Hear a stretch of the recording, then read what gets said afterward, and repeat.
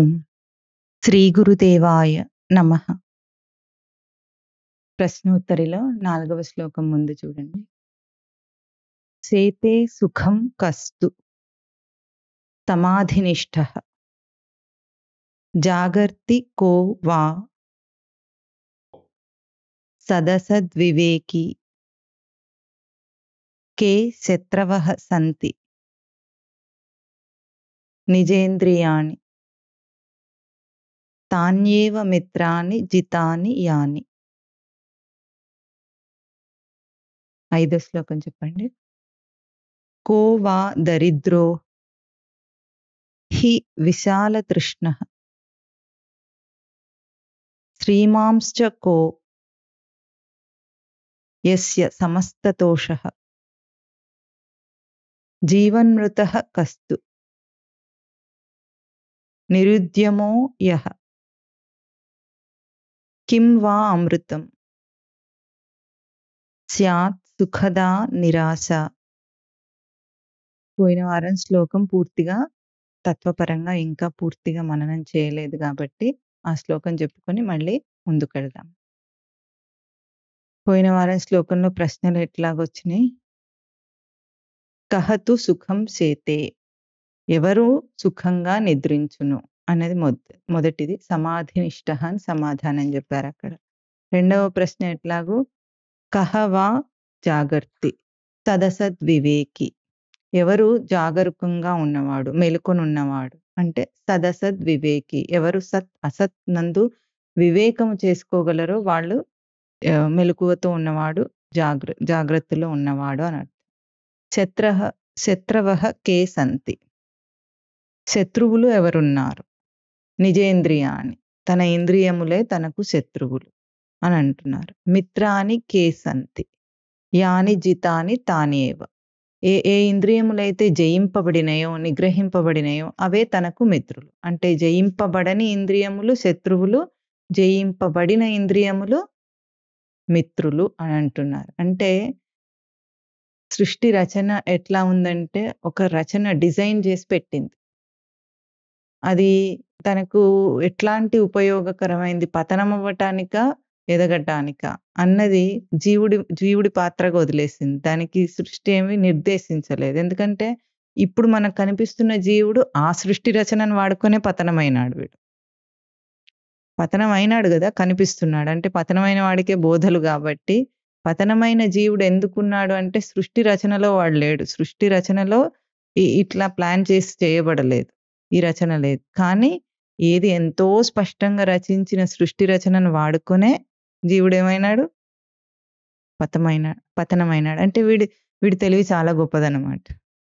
ఎదగవలసిన దాన్ని పతనం అవ్వటానికి వాడుకున్నాడు. అట్లాగే ఇక్కడ శత్రువులు ఎవరు, మిత్రులు ఎవరు?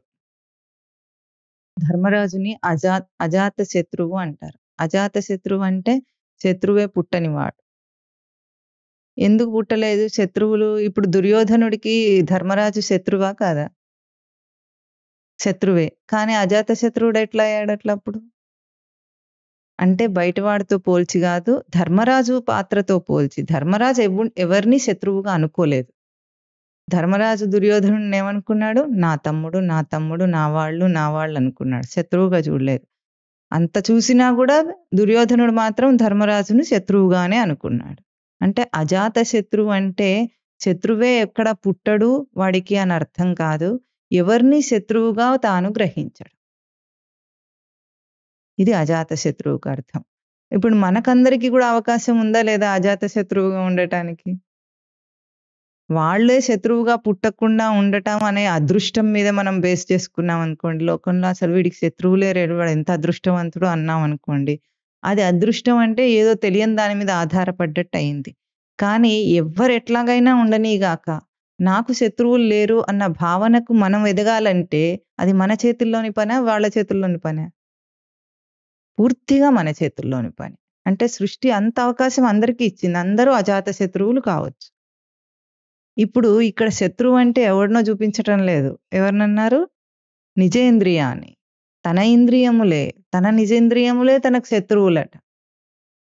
అంటే ఎట్లా శత్రువులైనాయి అవి? ఇప్పుడు తను చేసుకున్నందుకైనాయా? సృష్టి ఇంద్రియములను అట్లా సృష్టించిందా? తను చేసుకున్నందుకు అయినాయి. అంటే ఎవరినైనా సరే, ఏ విషయమునైనా సరే, ఏ వ్యక్తులనైనా సరే, తన ఇంద్రియములనైనా సరే, శత్రువులను గూడా తనే జేసుకోగలడు. మిత్రువుగా గూడా తనే చేసుకోగలడు గానీ, సృష్టి రచనలో ఏది నిర్దేశించి ఇదిట్లా అనలేదు. కానీ ఎంత స్పష్టంగా ఉందంటే, సృష్టి ఎట్లా రచించిందంటే, వాడెంత పతనమే అయినా సరే, మళ్ళీ పైకే వస్తుంటాడు.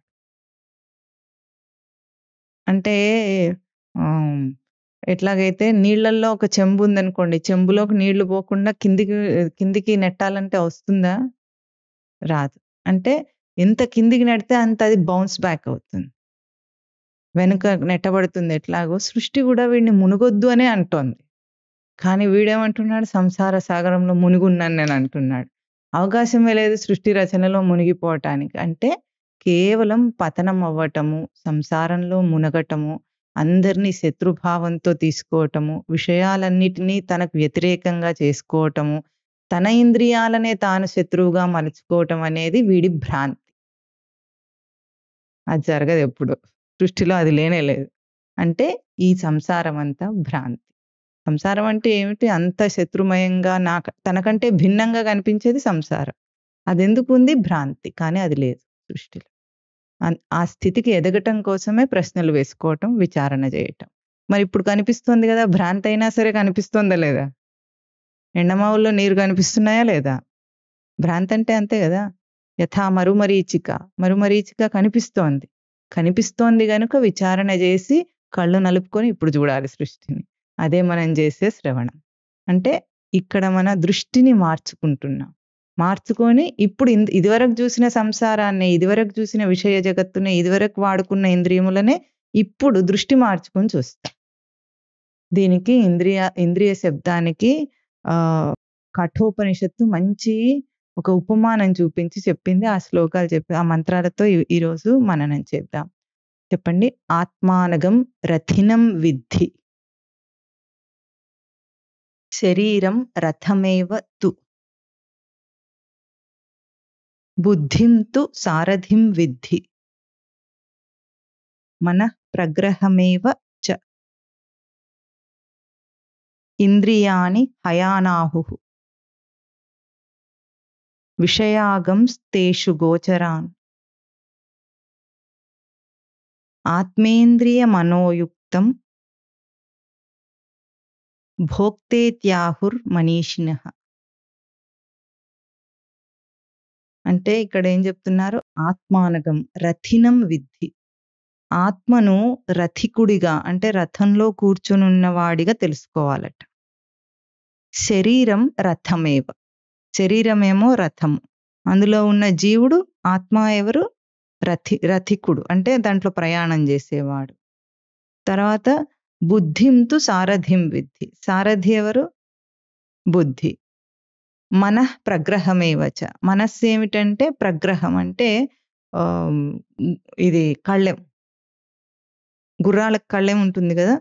ఆ కళ్ళెమేమో మనస్సు. తర్వాత ఇంద్రియాని హయానాహుః. ఇంద్రియములేమో గుర్రములట. ఇంద్రియములు గుర్రములు, కళ్ళెమేమో మనస్సు, నడిపించేదేమో బుద్ధి. విషయాగంస్తేషు గోచరాన్. విషయములేమో ఆ రహదారి. ఏ దారిలో మనం వెళతామో, రథం వెళుతోందో ఆ దారి విషయములు. అంటే విషయములనే రహదారి మీద ఒక శరీరం అనే రథం వెళుతూ ఉంటే దాంట్లో ఉన్న ఆత్మస్వరూపుడైన జీవుడేమో రథికుడు, ఇంద్రియములేమో బుద్ధి సారథి, కళ్ళెములేమో మనస్సు, ఇంద్రియాలు గుర్రాలు. ఆత్మేంద్రియ మనోయుక్తం భోక్తేత్యాహుర్మనీషిణః.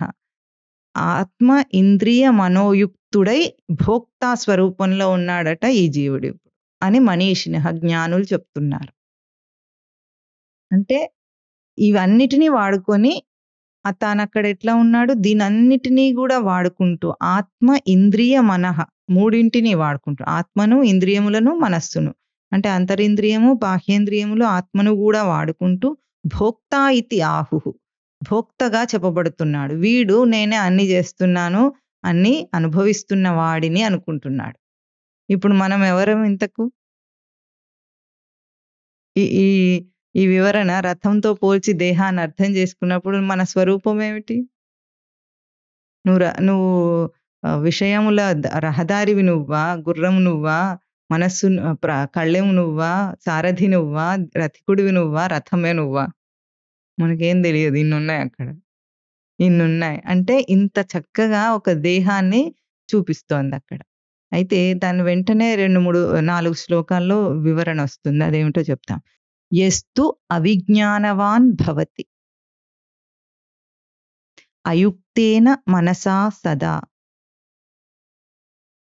తస్యేంద్రియాణి అవశ్యాని దుష్టాస్వా ఇవ సారథేః. యస్తు విజ్ఞానవాన్ భవతి యుక్తేన మనసా సదా తస్యేంద్రియాణి వశ్యాని సదస్వా ఇవ సారథేః. అంటే ఏమిటంటే యహ తు అవిజ్ఞానవాన్ భవతి, వివేకం లేకుండా విజ్ఞానం లేకుండా అయుక్తేన మనసా సదా మనస్సుతో కూడని వాడై తిరుగుతాడో, అంటే విచ్చలవిడిగా తిరుగుతాడో, వాడికి తస్య ఇంద్రియాని అవశ్యాని, అంటే కళ్ళేం సరిగ్గా లేకపోతే గుర్రములు ఎట్లా ఉంటాయి? కంట్రోల్లో ఉండవు, వశంలో ఉండవు. ఇప్పుడు మనస్సుతో కూడి ఉండకపోతే, మనస్సు కళ్ళెం అని చెప్పుకున్నాం కదా, మనస్సు కళ్ళెం కాబట్టి మనస్సుతో కూడి తాను ఉండకపోతే తన ఇంద్రియాలు విచ్చలవిడిగా ప్రవర్తిస్తాయి. అయుక్తేన మనసా సదా తస్య ఇంద్రియాని అవశ్యాని. అప్పుడు ఎట్లా ఉంటుంది? సారథికి దుష్టమైన అశ్వములుంటే ఎట్లా ఉంటుంది ప్రయాణం? చెప్పిన మాట వినని గుర్రాలుంటే సారథి ఎట్లాగైతే రథాన్ని నడిపించలేడో, తన ఇంద్రియాలన్నీ కూడా వశం తప్పి ప్రవర్తిస్తూ ఉంటే, ఎందుకు? మన అయుక్తుడై ఉన్నాడు. అయుక్తైన మనసా సదా. అయుక్తుడంటే కూడి ఉన్నవాడు, అయుక్తుడంటే కూడి లేడు, అంటే మనస్సుతో కూడి లేడు. అంటే కళ్ళెము గుర్రాలను సరిగ్గా తీసుకెళ్ళలేకపోతుంది, నిగ్రహించలేకపోతుంది, గుర్రాలను నియంత్రించలేకపోతుంది. అప్పుడు ఎట్లా ఉంటుంది? ఎట్లాగైతే ఆ గుర్రములు ఇష్టం వచ్చినట్టుగా తీసుకెళ్ళిపోతే రథం వెళ్లాల్సి వస్తుందో అట్లా ఉంటుంది. వాడు అవిజ్ఞానవాన్ అవుతున్నాడు. యస్తు విజ్ఞానవాన్ భవతి యుక్తేన మనసా సదా. ఎవరైతే విజ్ఞానవంతుడు అవుతున్నాడో, విజ్ఞానవాన్ భవతి, వాడికి ఎట్లా ఉన్నాడు? మనస్సుతో కూడి ఉన్నాడు.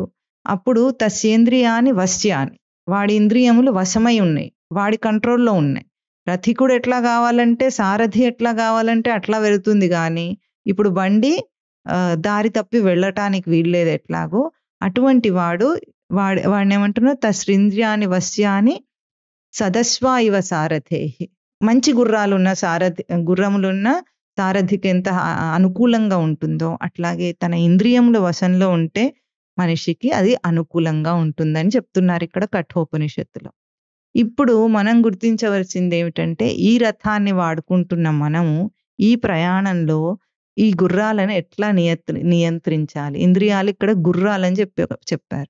ఆ గుర్రాల శబ్దానికి మనం ఇంకా తత్వార్థాన్ని మననం చేస్తే చాలా బాగుంటుంది. గుర్రములంటే ఇక్కడ ఏమన్నారు? ఇంద్రియాని హయానాహు, హయములు అంటారు ఇక్కడ. గుర్రములంటే హయములు అనే పదం వాడారు. హయ శబ్దానికి హయగతో ధాతు. భగవద్గీతలో కూడా వస్తుంది. ఇప్పుడు తతశ్వేతైర్ హయైర్యుక్తే మహతి స్యందనే స్థితో మాధవ పాండవశ్చైవ దివ్యౌ శంఖో ప్రదత్మతుః. అంటే గుర్రములను హయములు అంటున్నారు. హయం అంటే హయగతౌ ధాతు.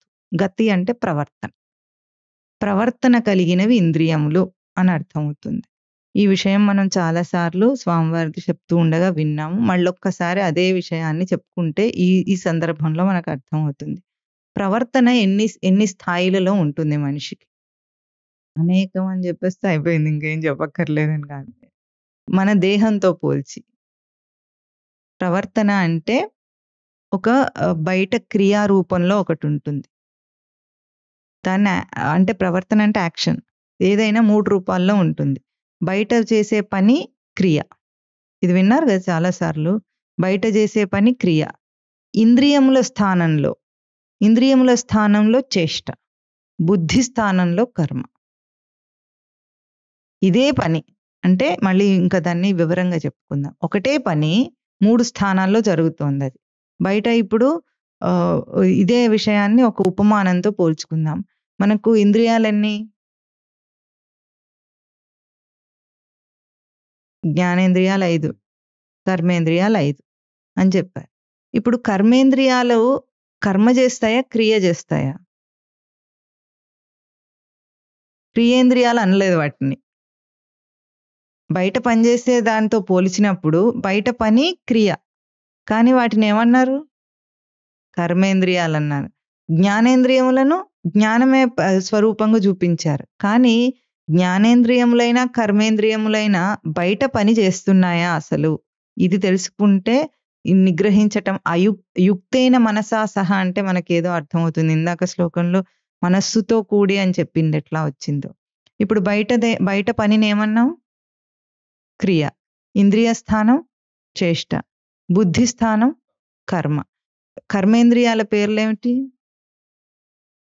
దానికో క్రమం ఉంది చక్కగా చెప్పటానికి. చెప్పండి. వాక్, పాణి, పాద, పాయు, ఉపస్థ.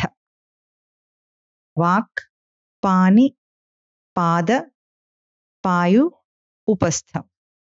వాక్, పాణి అంటే చెయ్యి, పాదం అంటే కాళ్ళు, పాయు అంటే మల విసర్జన చేసే ఇంద్రియం, ఉపస్థ ఇంద్రియం జననేంద్రియం.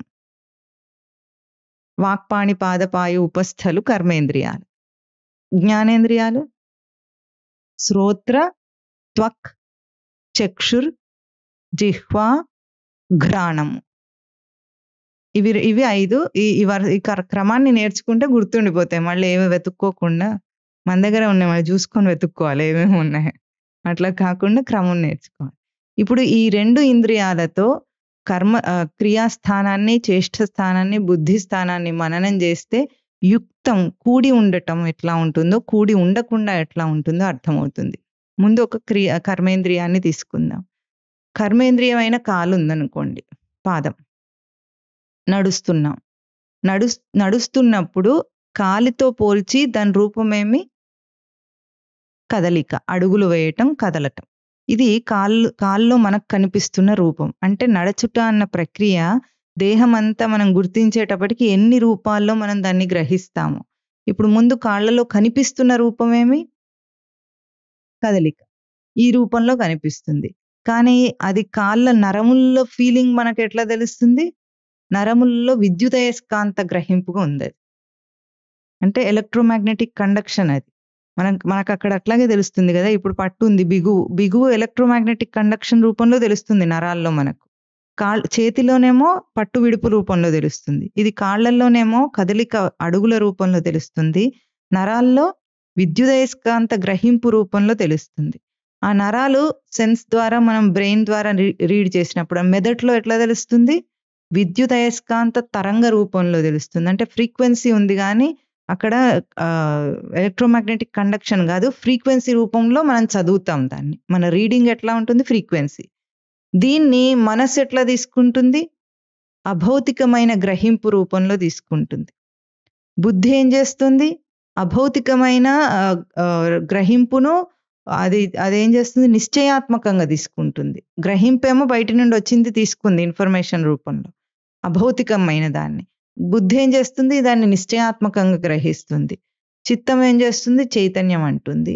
అహంకారం నేను అంటుంది. దాన్ని నేను నడుస్తున్నాను అంటాడు. అందుకే మనిషి అంటే వాడి గ్రహింపు ఇన్ని స్థాయిల్లో ఉంది కాబట్టి ఆ నేనును ఇక్కడ ప్రయోగం చేసి నేను నడుస్తున్నాను అన్నాడు. ఇప్పుడు దీంట్లో ఒక్కొక్కటి అర్థం చేసుకుంటే సృష్టి ఎంత బాగా రచించింది. కాలికున్న కదలిక రూపము విద్యుదయస్కాంత గ్రహింపుకుందా? ఆ కదలిక రూపంలో అది గ్రహించదు. నడక అంటే ఇప్పుడు కాలుతో పోల్చి నడక మూవ్మెంట్ లాగా తీసుకోదు అది. అదేమంటుంది? ఇది విద్యుదయస్కాంత గ్రహింపు అంటుంది. ఆ స్థానంలో నరముల స్థానం. నరములకు నడుచుట అంటే విద్యుదయస్కాంత గ్రహింపే గాని కాలు నడవటం అని దానికి తెలియదు. దాని గ్రహింపు అంతే. మళ్ళీ మెదడుకు వచ్చేటప్పటికి అది విద్యుదయస్కాంత తరంగమే అంటుంది కానీ దాన్ని నడుచుట అంటే మెదడుకి ఏమిటి దాని రీడింగ్?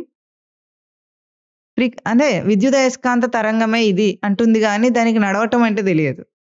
అంటే ఏ ఇంద్రియము ఆయా స్థానాల్లో దాని గ్రహింపే దానికి ఉంది. దాని యూనిక్ ఫీచర్ ఏదో అదే చెప్తుంది కానీ ముందొచ్చిన దాన్ని ఇన్ఫర్మేషన్‌ని తీసుకోవట్లేదు అది.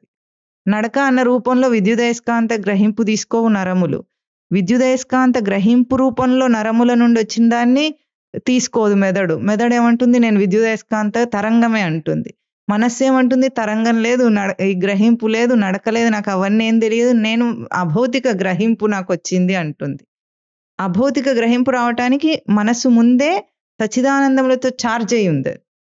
కాబట్టి అదేమంటుంది నాకు ఒక అభౌతికమైన గ్రహింపు వచ్చింది అంటుంది. ఏదైతే తరంగ రూపంలో అందిందో దాని గ్రహింపు రూపంలో తీసుకుంది. బుద్ధి అంటుంది నీది నాకేం సంబంధం లేదు, దీన్ని నేను నిశ్చయాత్మకంగా తీసుకుంటా. అంటే ఇది బయట నుండి వచ్చిందా, నా తేజస్సు వల్ల తెలియబడుతుందా నిశ్చయం చేసే స్థానము బుద్ధి. ఇప్పుడు దానికి ఏం చేస్తుంది, అది ఇది బయట నుండి వచ్చిన ఇన్ఫర్మేషన్ ఏం కాదు, నాకు సచ్చిదానందం ఉండొచ్చిన ఆ తేజస్సే ఇది అంటుంది బుద్ధి. చిత్తం ఏమంటుంది, నేను మనస్సు అన్న మాట కేవలం ఇక్కడ మనస్సు కాదు. మనస్సు చెప్తే మనస్సు, బుద్ధి, చిత్తం, అహంకారం అన్నీ చెప్పినట్టే. ఎక్కడైనా కూడా 4 చెప్పినట్టే. అవి 4 కూడి ఉంటే ఎట్లా ఉంటుంది, ఆ నడక అన్నది సచ్చిదానంద గ్రహింపుగా అవుతుంది. ఏదైనా తేడా ఉంటే మనం ఎట్లా సవరించుకోగలుగుతున్నాం, ఎందుకు సవరించుకుంటున్నాం, కాళ్లలో నడక చూసి సచ్చిదానంద గ్రహింపు ప్రమాణంగా మనం ఇక్కడ సవరించుకుంటున్నాం. ఎందుకంటే అహంకారం ఏమన్నది, దాన్ని నడక అనలేదు, దాన్ని ఏమంటుంది, సచ్చిదానంద గ్రహింపు అంటోంది అహంకారం. అందుకే నేను నడిచానంటాడు. నేను అన్న కర్తృత్వ భావాన్ని అన్నిటి మీద పెడుతున్నాడు. చెయ్యి పని చేస్తుంటే నేను చేశానంటాడు కదా వీడు. చెయ్యి చేసిందా, నువ్వు చేసావా? నేను చెయ్యి కాదు నా చెయ్యి అంటాడు. నా చెయ్యి అన్నప్పుడు నేను వేరు, చెయ్యి వేరు కదా. మరి చెయ్యి పని చేస్తే నేను చేశానని ఎందుకు అంటున్నాడు వీడు? అంటే ఆ చేతిని ఒక్క పనిలో అక్కడి దాకా కనెక్ట్ అయి ఉన్నాడు వీడు. అందుకే ఆ అహంకారాన్ని తీసుకొని, అస్మత్ అన్న అహంకారాన్ని తీసుకొని నేను చేశానంటున్నాడు. దాన్నే ఇక్కడ ఏమన్నారు, భోక్తే ఇతి ఆహుర్ మనీషిన, భోక్తా ఇతి ఆహు, వాడినే భోక్త అంటుంది. ఎవరు నేను చేశానన్న అక్కడి నుండి కర్తృత్వాన్ని వేసుకొని చేస్తున్నాడో వాడు భోక్తా స్వరూపుడు. దేహంతో వచ్చేవన్నీ కూడా దాన్ని భోగిస్తున్నాడంటే సేవిస్తున్నాడని అర్థం. భోగిస్తున్నాడంటే భజ సేవాయ. ఇప్పుడు చెప్పండి, కర్మ ఉందా సృష్టిలో, క్రియ ఉందా? కర్మేంద్రియాలను ఎందుకు అన్నారు ఇంద్రియాలను? క్రియా ఇంద్రియాలు అనొచ్చు కదా. కేవలం కాళ్ళకు నడకయే దాని ఇంద్రియ తేజస్సు అయితే దాన్ని క్రియా ఇంద్రియం అనాలి. క్రియ చేస్తోంది బయట, దాన్ని కర్మ ఇంద్రియం అన్నారు. కర్మ అంటే బుద్ధి స్థానంలో ప్రవర్తన కర్మ. అంతా అభౌతికమే జరుగుతోంది కానీ బయటికి ఏమీ నిజంగా జరగటం లేదు. ఇది తస్యేంద్రియాని వశ్యాని. ఎవరు ఇటువంటి ఇంద్రియముల తేజస్సుతో పనిచేస్తాడో, అంటే ఇంద్రియం కదులుతుంటే ఎక్కడ దాకా ఉంది అది? తీగ లాగితే ఎక్కడ కదులుతుంది? డొంక ఎక్కడుంది? తీగ లాగితే మూలానికి వెళ్తాం మనం. తీగ లాగితే ఆ మూలం ఎక్కడుందో కనుక్కుంటాం. ఆ మూలమే మూల ప్రతిష్ఠాయాం ధాతు. తనకు ప్రతిష్ఠ సచ్చిదానంద స్వరూపం. అందుకే మనం చేసే పనంతా ఏమిటంటే తీగ లాగటం అన్నమాట. మూలం కనుక్కోవడం కోసం తీగ లాగాలి. ఒక అంతా పిచ్చి పిచ్చిగా పెరిగిన ఒక తీగల గుంపు ఉందనుకోండి. అప్పుడు ఏది ఈ తీగ అని, ఇప్పుడు మన మఠంలో ఉంటుంది, హైదరాబాద్ మఠంలో పక్కన ఫెన్సింగ్ ఉంటుంది కదా. ఆ ఫెన్సింగ్‌కి 3, 4 రకాల తీగలు అల్లుకొని ఉంటాయి. అవన్నిట్లో తిప్పతీగ ఒకటి ఉంది. మనకు అవసరమైంది కదా అది. తిప్పతీగ మాత్రం అప్పుడప్పుడు గుర్తించాలి. దాని మూలం ఎక్కడుందో కనుక్కోవాలంటే మనం ఏం చేస్తాం? అన్నీ కలిసినప్పుడు తీగ కొంచెం కదిలిస్తాం. కింద ఎక్కడ కదులుతుందో చూసి దాని మూలం ఏదో తీస్తే అది తిప్పతీగ అని తెలుస్తుంది మనకు. లేకపోతే దాని మూలం తెలియకపోతే దాన్ని తీసుకోవాలంటే మనకి ఇట్లా వీలు కాదు. అట్లాగే తీగ లాగితే డొంకంతా కదిలినట్టు మూలానికి వెళ్తాం అన్నమాట. మన ప్రతి ప్రవర్తన ఎందుకు చేస్తున్నాం? మూలానికి వెళ్ళటానికి చేస్తున్నాం. ప్రతి కదలికలో నువ్వు మూలానికి వెళ్ళటానికి అంత అవకాశం ఉంది.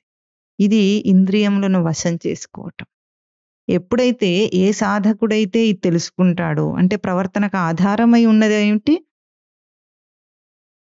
ప్రవర్తనకు ఆధారమై ఏముంది? సచ్చిదానంద స్మృతే ఉంది. దాని వెలుగే ఇక్కడ దాకా ప్రసరిస్తుంది. ఇప్పుడు ఇందాక మనం బయట నుండి లోపలికి చెప్పుకున్నాం. లోపల నుండి బయటికి చెప్పుకుంటే సచ్చిదానంద స్మృతి. సచ్చిదానంద స్మృతి తెలివి సవరణ అన్ని దాటుకొని ఎరుక దాకా వచ్చిన తర్వాత అక్కడ అహంకారం చేత గుర్తింపబడుతుంది నేను అని.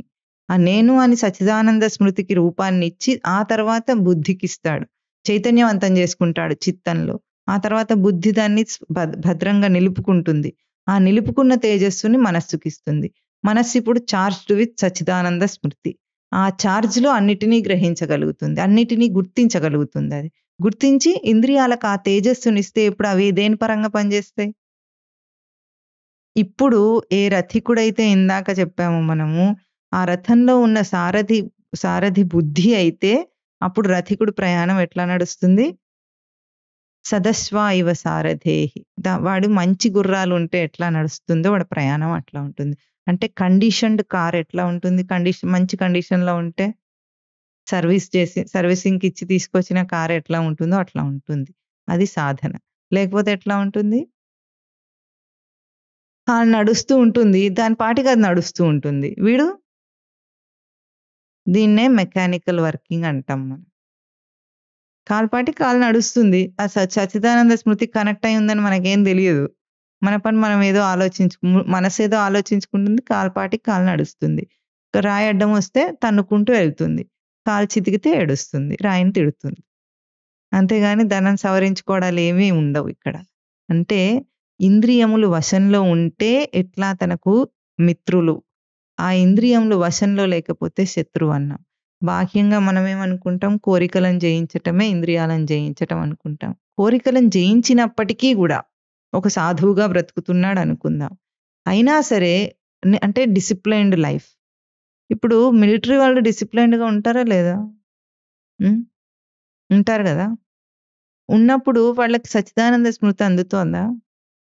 స్కూల్లో పిల్లలకు డిసిప్లిన్ నేర్పిస్తారా లేదా? క్యూలో వెళ్ళాలి. క్యూలో వరుస క్రమంలో కూర్చోవాలి. ఇవన్నీ వాళ్ళకందరికీ నేర్పిస్తున్నారు. అంటే ఎక్కడ ఉండాల్సిన డిసిప్లిన్ దానికి ఉందా లేదా? గుడికి గూడా ఒక డిసిప్లిన్ ఉండాలి. కానీ లేదది మనకు లోకంలో. కానీ ఏ రంగంలోనైనా ఎక్కడ ప్రవర్తనలో స్థానమైనా సరే దానికొక డిసిప్లిన్ ఉంటుంది. దాని ప్రకారంగా మనిషి నడుస్తాడు. అంత మాత్రం చేత వాడికి స్వరూపం అర్థమవుతోందా? అంటే డిసిప్లిన్ అంటే ఇక్కడ నియమమే అనుకుందాం. నియమం. ఏ నియమాలు సచ్చిదానంద స్మృతి ఏం తెలియట్లేదు. లౌకికంగా అంత డిసిప్లిన్డ్‌గా ఉన్నా మిలిటరీ డిసిప్లిన్ మనం గూడా పాటించలేం. వాళ్ళ రూల్స్ వాళ్ళకున్నాయి గాబట్టి. అయినా వాళ్ళకేం స్మృతి ఆనందం తెలియటం లేదు గదా! అంటే ఏమిటి? నియమాచరణలో విజ్ఞానం ఉండాలి. యః తు విజ్ఞానవాన్ భవతి. విజ్ఞానవాన్ అయి ఉంటే గనుక విజ్ఞానవానైతే వాడు సదస్వా ఇవ సారథి ఎట్లా నడిపిస్తాడో అట్లా నడిపించుకోగలడు వాడి దేహాన్ని. విజ్ఞానం అంటే ఏమిటి? స్పష్టంగా తన ఎరుక దాకా తనకు తెలిసి ఉండటం. ఇది ఇంద్రియాల నిర్మాణం. ఎంత చక్కని నిర్మాణం ఇది. ఈ నిర్మాణాన్ని అర్థమే చేసుకోలేదు మనం ఇంతవరకు. ఇన్ని స్థాయిల్లో ఉంది. ఇప్పుడు బయట క్రియ సత్యమా లోకంలో? తన ఇంద్రియ చేష్ట సత్యమా? బుద్ధి యొక్క కర్మ సత్యమా? లోకంలో ఏం జరుగుతుంది ఇంతకు?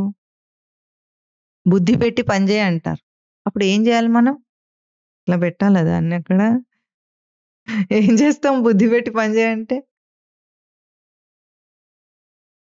ఇంత లోతుగా తనను తాను గ్రహించటం. ఇది సచ్చిదానంద స్మృతి యొక్క ఎరుకలో ఉండటం అంటే. విజ్ఞానవాన్ విశేషేణ జానాతీతి విజ్ఞానః. బాగా స్పష్టంగా తెలిసి ఉండాలి. ఎంత దాకా తెలిసి ఉండాలి? ఈ ప్రవర్తనంతా తెలిసి ఉన్నవాడు తనను తాను సవరించుకోగలడు. ఎందుకు?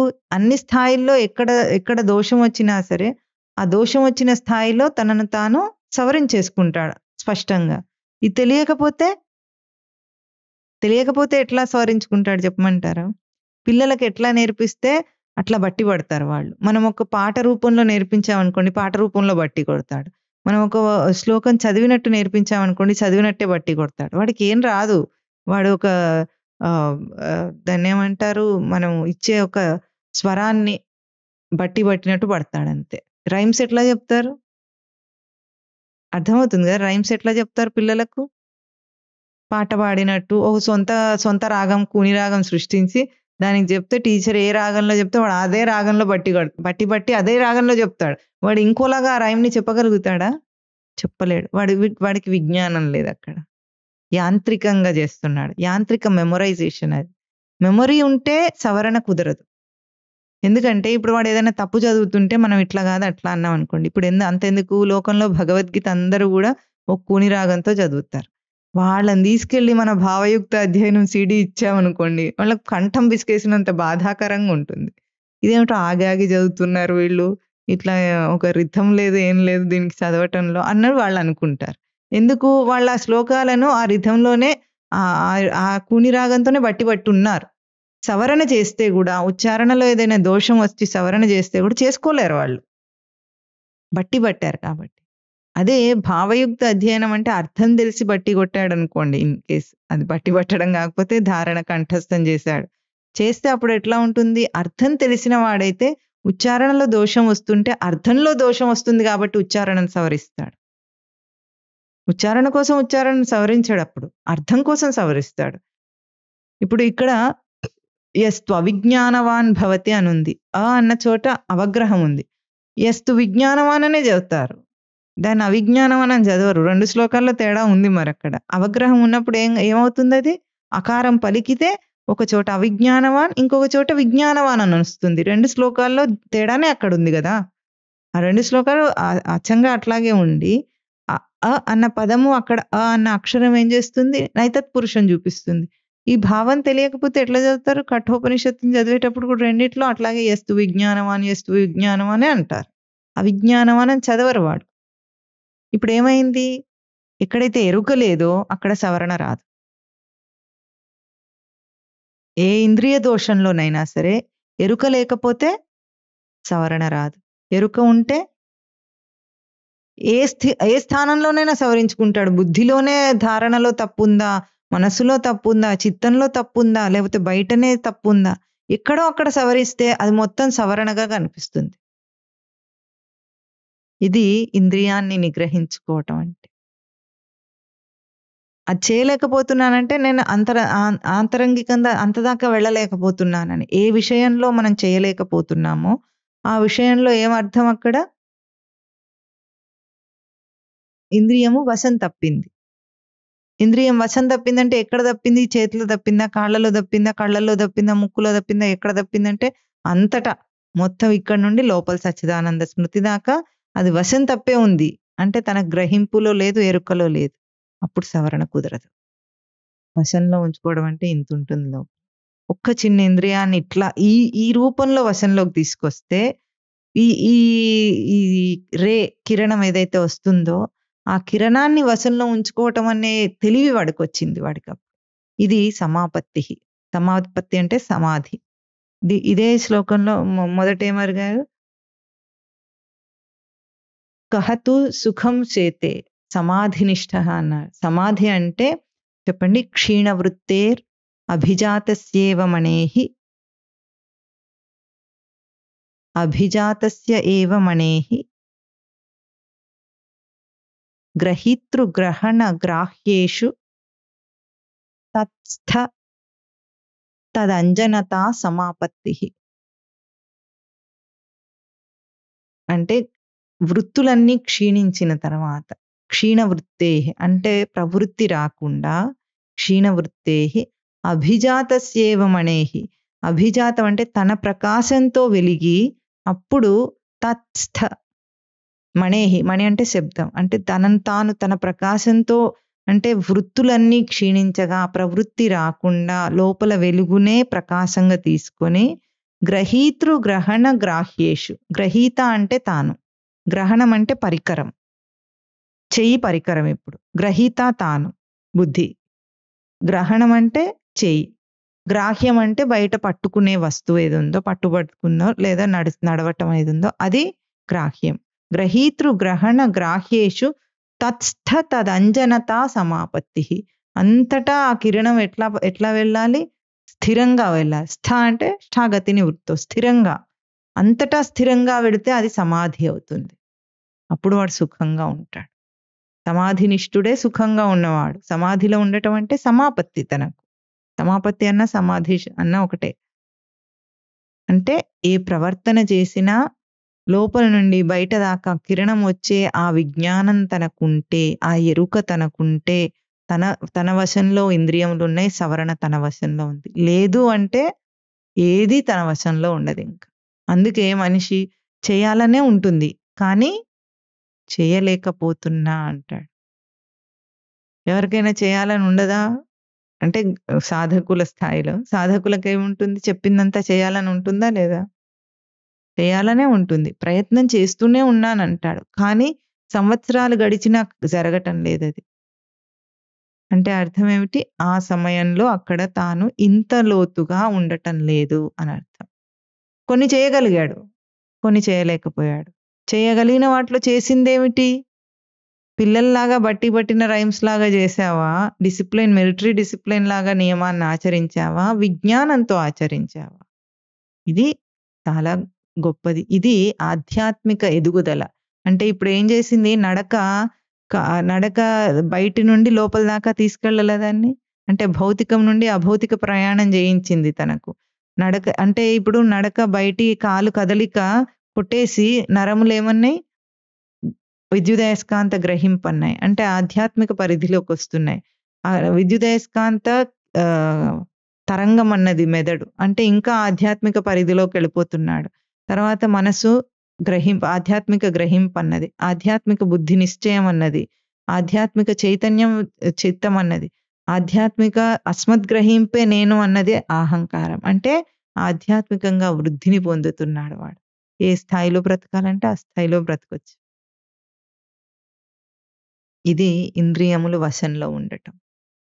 ఎందుకు ఇక్కడేమన్నారు? రెండో ఆ ప్రశ్నకు మిత్రాని కే సంతి యాని జితాని తాని ఏవ. యాని జితాని తాని ఏవ మిత్రాని. అంటే ఇట్లా జయింపబడిన ఇంద్రియములు అవే మిత్రులు అవుతాయి. ఇది ఇంద్రియ నిగ్రహ శబ్దానికి అర్థం. ఇవాళ ఏమంటున్నారో శ్లోకం చూద్దాం. కోవా దరిద్ర కహవా. దరిద్రుడు ఎవరు అని అడుగుతున్నారు. దరిద్రుడు అంటే మన అర్థం దేనికి పనికిరానివాడు. కహవా దరిద్ర అంటే విశాల తృష్ణ. హి విశాల తృష్ణ. విశాలమైన తృష్ణ. తృష్ణ అంటే కోరిక. విశాలమైన కోరిక. కోరికకు కూడా విశాలత్వం ఉంది. దరిద్రుడు అంటే ఎందుకు కొరగానివాడు. దరిద్రుడు అని తిడతారు కదా, తిట్టే కదా దరిద్రుడు అనేది. అంటే దేనికి కొరగాని వాడని అర్థం కదా. మనకింకో గతి లేనివాడని అర్థం. దరిద్రుడు అంటే డబ్బు లేనివాడు, అట్లాంటి వాడిని కూడా దరిద్రుడే అంటాం కదా మనం. మనిషి నిజంగా ఎంత కోటీశ్వరుడు అయితే అంత దరిద్రుడు అవుతూ ఉంటాడు. అంటే ఎక్కువ కావాలనే కోరిక ఉంటే కదా వాడు డబ్బు సంపాదన మీద దృష్టి పెడతాడు. అంటే వాడు ఏమైనాడు ఇప్పుడు? ఇక్కడ దీని ప్రకారంగా దరిద్రుడు ఎవరంటే విశాల తృష్ణ ఉన్నవాడు. తృష్ణ ఇంకా ఎదగాలి అంటే మెటీరియలిస్టిక్‌గా లోకంలో ఎదుగుదలని ఇంకా కోరుకోవాలి. ఇంకా కోరుకుంటాడు. వాడిని ఏమంటుంది ఇది? దరిద్రుడట. దరిద్ర శబ్దానికి దరిద్రాతి దుర్గతిం ప్రాప్నోతి ఇది దరిద్రః. దరిద్ర దుర్గతో ధాతు అక్కడ. ధాతు దరిద్ర దుర్గతో. దుర్గతిని పొందుట దరిద్రత్వం. మనిషి తనను తాను దరిద్రుడుగా డిక్లేర్ చేసుకున్నాడు. ఎందుకట్లా అనాలి? ఖచ్చితంగా కోరికల పరంపర ఉంటే దాన్ని కనీసం గుర్తించకుండా అది సహజం అనుకొని అట్లాగే కదా ఉంటుందనుకొని తీర్చటానికి నిత్య నిరంతర ప్రయత్నం చేస్తుంటాడు. ఎట్లా చేస్తాడు? తన పార్ట్ అయిపోతే కూడా తన జీవితం అయిపోతే దాన్ని పిల్లల మీద రుద్దుతాడనమాట. ఇప్పుడు ఒక వ్యక్తి మామూలుగా ఒక రైతు ఉన్నాడు అనుకుందాం. ఒకప్పుడు రైతు పిల్లలు ఏమవుతారు? రైతులే అవుతారు. ఇప్పుడు మన ఎడ్యుకేషన్ సిస్టమ్ మారింది కాబట్టి రైతు కొడుకు రైతు కాడు. ఏమవుతాడు? ఇంజినీరో, డాక్టరో అవుతాడు. ఇప్పుడు ఇంజినీరో, డాక్టరో చేయటంలో ఆ పిల్లవాడిని రైతు యొక్క తను సాధించలేని ఒక కోరిక కనిపిస్తుందా లేదా? వీడు చేయలేకపోయింది నా కొడుకు రూపంలో వాడిని డాక్టర్‌ని చేసి నేను తృప్తి పడతానని అనుకుంటాడు తండ్రి స్థానంలో. ఎందుకు? తను రైతుగా ఉన్నప్పుడు దాన్ని ప్రైడ్‌గా ఫీల్ అవ్వలేదు. అది గొప్ప విషయంగా అనుకోలేదు. చుట్టూ ఉన్న వాళ్ళు డాక్టర్లు, ఇంజినీర్లు వాళ్ళు చాలా గొప్పవాళ్ళు. నేను పనికిరాని వాడిని అని అనుకునే ఉంటాడు మనసులో. అందుకు ఇప్పుడు ఇది గొప్పది గదా! తనకంటే అది వాళ్ళు గొప్పవాళ్ళు గాబట్టి, నా పిల్లలను గొప్పగా చెయ్యాలి. తను కాలేకపోయాడు. ఇప్పుడు తన పిల్లల మీద అది రుద్దుతాడు. డాక్టర్, ఇంజినీర్ ఇవి గొప్పతనం గదా! లోకానికి గొప్ప అనుకుంటున్నాడు కాబట్టి వాడిని రుద్దుతాడు. అంటే ఇక్కడ ఏం చేస్తున్నాడు? వాళ్ళని గొప్పగా చేస్తున్నాడా? తన కోరికను తీర్చుకుంటున్నాడా వాళ్ళ మీద? లోకంలో పిల్లలను పెంచటం అంటే అందరూ ఏం చేస్తారంటే, వాడు పెరిగిపోతాడు అప్పటికి. ఏం చేస్తాడు ఇంకా? వాడు ఎట్లాగో పెరిగిపోయాడు. తీర్చుకోగలిగిన వాళ్ళు వాళ్ళ యాంబిషన్స్ అంటాం గదా మనం. యాంబిషన్స్ ఏవేవి ఉంటాయో అవన్నీ తీర్చేసుకుంటారు. తీర్చుకోలేని వాళ్ళుంటారు. తీర్చుకోలేని తీర్చగలిగిన వాడు గూడా అది గొప్ప అనుకునే తీర్చుకుంటాడు. లోకంలో తన డాక్టర్ అవ్వటం గూడా గొప్ప అనుకునే అవుతాడు గదా! డాక్టరో, ఇంజినీరో అయితే గొప్ప అనుకుని అవుతాడు. వాడు గూడా మళ్ళీ ఇదే గొప్పని వాళ్ళ పిల్లల మీద రుద్ది రెండోసారి ఆనందించాలనుకుంటాడు దాన్ని. మొదటిసారి తీర్చుకోలేని వాడు గూడా ఆ గొప్పతనాన్నే పిల్లల మీద రుద్ది అంటే పిల్లలంటే ఏమిటనుకుంటున్నారు ఇప్పుడు ఇంతకు? తన రిఫ్లెక్షన్‌ని అక్కడ జూసుకొని రెండోసారి ఆనందిస్తాడన్నమాట వీడి జీవితంలో.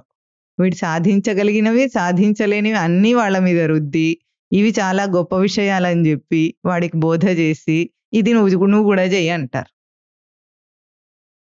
అది సక్సెస్‌ఫుల్ లైఫ్ అయినా సరే, అన్‌సక్సెస్‌ఫుల్ లైఫ్ అయినా సరే, ఎట్లాగున్నా సరే, దాన్ని మాత్రం మళ్ళీ రెండోసారి చూస్తాడు వాడు. ఇంకా మనమరాళ్ళ మీద జూసేవాళ్ళు ఉంటారు జూసారా? నేను చచ్చిపోయే లోపల వీడి పెళ్లి జూడాలంటారు. ఎందుకు చచ్చిపోయేవాడు చచ్చిపోకుండా వాడిని ఇరికిచ్చి చచ్చిపోతారు ఎందుకు చెప్పండి? ఎందుకంటారు పెద్దవాళ్ళు ఆ మాట? హి విశాల తృష్ణః. వాళ్ళు పెళ్లి చేసుకున్నారు. తృప్తొచ్చిందా?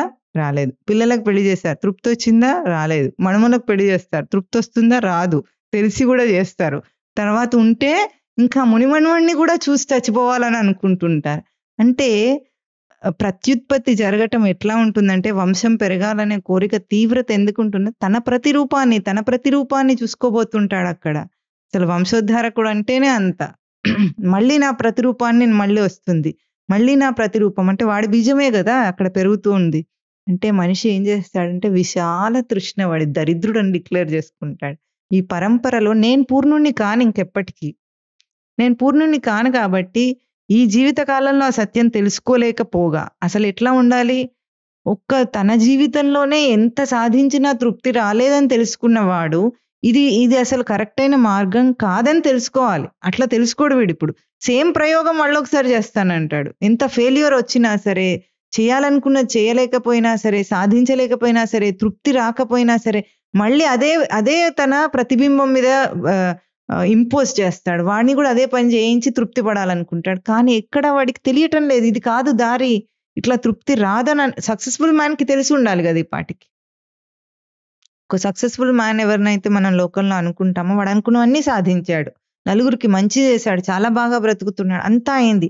వాడికి తృప్తుందా? ఈ క్వెషన్ ఎప్పుడైనా వేస్తే అప్పుడు వాడు దరిద్రుడా? శ్రీమంతుడా అర్థమవుతుంది. అది పరంపరగా సాగుతుంది. అందుకే ఈ పరంపర ఎందుకుంది? ఎంత దాకా ఉంటుంది? Human race. డిస్ట్రక్షన్ ఉండదిక్కడ. విలీనం అవ్వాలి. లయం అంటే ఏమిటి? పరమశివుడు లయకారకుడు. డిస్ట్రక్షన్ గాదు. లయం వేరు, డిస్ట్రక్షన్ వేరు. లయమైపోవటం అంటే శృతి లయ అంటే ఏమిటి? లయబద్ధం అంటే ఏమిటి అక్కడ? అంటే స్వరానికి తగిన యాక్షన్ ఉంటే అది లయం. లయబద్ధంగా ఉంది అంటాం. లయబద్ధం అంటే తగినట్లు సమన్వయమైంది లయం. పరమశివుడు లయకారకుడు అంటే డిస్ట్రక్షన్ చేస్తాడని అర్థం కాదు. నీకు సృష్టికి సమన్వయంగా నిన్ను ఉంచుకొచ్చిన రోజున సృష్టి పూర్ణమవుతుంది. డిస్ట్రక్షన్ ప్రళయం అయిపోతుంది. ప్రళయం అంటే అందరు బుద్ధిజీవులందరూ కూడా స్వరూపంలో లీనమైతే అది ప్రళయం. అదేదో 2012 సినిమాలో చూపించిన ప్రళయం కాదు. వాడికి ప్రళయం అర్థమై చేస్తుంది బుద్ధే లేకపోతే. అది లయం. ఎప్పటిదాకా హ్యూమన్ రేస్ ఉంటుందంటే జీవన్ముక్తుడయ్యేదాకా. ప్రతి వ్యక్తి జీవన్ముక్తుడయ్యేదాకా సృష్టి నడుస్తూనే ఉంటుంది. కాకపోతే దాంట్లో ఫేజెస్ మారితే మనం యుగాలు మారినాయి అనుకుంటాం అంతే. అది కూడా మన జీవితంలోనే అన్ని యుగాలు మనకే ఉన్నాయి. అన్ని స్థితులు మన లోపలే ఉన్నాయి.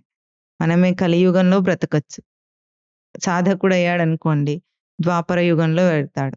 అంటే ఎట్లాగో కలియుగము, ద్వాపర యుగము, త్రేతాయుగము వీటికి యుగాల ధర్మం ఏమిటంటే యోగక్షేమములు ఉంటాయి సాధనలో. సాధనలో తన యోగక్షేమాల బాధ్యత తనదే అయ్యి స్వరూప స్థానంలోనే ఉన్నప్పుడు అది సత్యయుగం అవుతుంది. త్రేతాయుగం అంటే త్రాతా పదం నుండి త్రేత అన్నదొచ్చింది. అంటే ట్రైన్ పాలనే రక్షింపబడవలసి ఉన్నాయి. ముందు సత్యయుగంలో తన యోగక్షేమముల బాధ్యత రక్షింపబడవలసిన అంటే దానికి అవాంతరం అపాయమే లేని స్థితి ఏదో అది సత్యయుగం. తన యోగక్షేమముల బాధ్యత అంటే సచ్చిదానంద స్మృతి యొక్క ధారణ దానికి ఏం అపాయం లేదు. ధారణ స్పష్టంగా ఉంది. ఏం లేకపోతే అది సత్యయుగం. అది త్రేతాయుగానికి వచ్చేటప్పటికి ఒక రక్షకుడు కావాల్సి వచ్చింది దానికి. అంటే రక్షకుడు ఏమిటి అది త్రాత నుండి త్రేతా పదం. అంటే త్రైన్ పాలనే ధాతు. దాన్ని రక్షించుకోవాల్సిన స్థితి వచ్చింది. అప్పుడు అది త్రేతాయుగం. ద్వాపర యుగానికి వచ్చేటప్పటికి ఎట్లా ఉందంటే పూర్తి బాధ్యత అంతా యోగక్షేమముల బాధ్యత స్వామి మీద పడేసి జీవుడు ఆ శరణాగతి పొందాల్సిన బాధ్యత వచ్చింది ఎప్పుడో అది ద్వాపర యుగం. కలియుగం అంటే ఇంక కలక్షేపే. అక్కడ యోగం లేదు, క్షేమం లేదు వాడికి. ఇప్పుడు సాధకుడు అన్ని స్థితుల్లో ఉంటాడు వాడు. విచ్చలవిడిగా తిరిగే ఒక సామాన్య మనిషిగా ఉన్నప్పుడు వాడు కలియుగ జీవుడు. సాధన బాధ్యతను అందుకొని గురువు మీద ఆ బాధ్యతనిచ్చి శరణాగతి పొందినప్పుడు వాడు ద్వాపర యుగానికి వస్తాడు. తన బాధ్యతగా తన యోగక్షేమంలో బాధ్యత తీసుకొని తన సాధన బాధ్యత తాను తీసుకున్నవాడు త్రేతాయుగానికి వస్తాడు. స్థిరమైపోయిన వాడు సత్యయుగానికి వెళ్ళిపోతాడు. ఇది యుగం అంతా. అక్కడ యుగం ఉండదు. ఇక్కడే ఉంటుంది. యుగం కూడా మనదే. అన్నీ మనవే. ఏది ఎక్కడ ఉండదు కాబట్టి కాలమానం అంతా మనదే. మనం ఎట్లా పలికించుకుంటే ఆ కాలం. ఇప్పుడు మనిషి ఏం చేశాడు? విశాల తృష్ణ ఉంది వాడికి. ఎంత తృష్ణ ఉందంటే తన మీద తన తీర్చుకోలేని దాన్ని ఇంకా బయట అంతా వెతికి అన్నిట్లో ఆ ప్రయోగమే చేస్తాడు. గొప్ప అని ఏది అనుకుంటాడో అవన్నిటి మీద గొప్పగా కావాలి. అంటే అర్థం ఏమిటి? ఈ ఇంటి చేత గొప్ప, సంసారం చేత గొప్ప, చదువు చేత గొప్ప, వృత్తి వ్యాపారాల చేత గొప్ప, ఆలోచనల చేత గొప్ప, ఇవన్నీ గొప్ప అనుకున్నవాడు ఏం చేస్తున్నాడు అక్కడ? వాడు దరిద్రుడని డిక్లేర్ చేసుకొని అక్కడ వెతుక్కుంటున్నాడు. తనలో తానే పూర్ణుణ్ణని తెలుసుకున్నవాడు దుర్గతిని పొందడు. దుర్గతి అంటే దుష్టమైన గతి. గతి అంటే ప్రవర్తన. ఇందాక చెప్పుకున్న ప్రవర్తన ఉంది కదా మనకు. ఇక్కడ నుండి అక్కడ దాకా ప్రవర్తన. అన్నిట్లో దుష్టమైన ప్రవర్తన వస్తే వాడు దుర్గతిని పొందినవాడు. ఎందుకంటే బయటనే అంత అనుకున్నవాడు అసలు ఈ ఆవరణలోకే రాడు. ప్రవర్తనే తెలియదు వాడికి. అందుకే నేను నేనై ఉండగా నాకు ఇంకో దాంతో గొప్పతనం రాదు. అవసరం లేదు ఫస్ట్. అది గుర్తించిన వాడు దేనికోసం ప్రయత్నం చేయడు. నేను పూర్ణ స్వరూపుణ్ణి. చెప్పండి. నేను అమృత స్వరూపుణ్ణి. మరి ఇంకా నాకేం కావాలి? ఏమైనా కావాలా?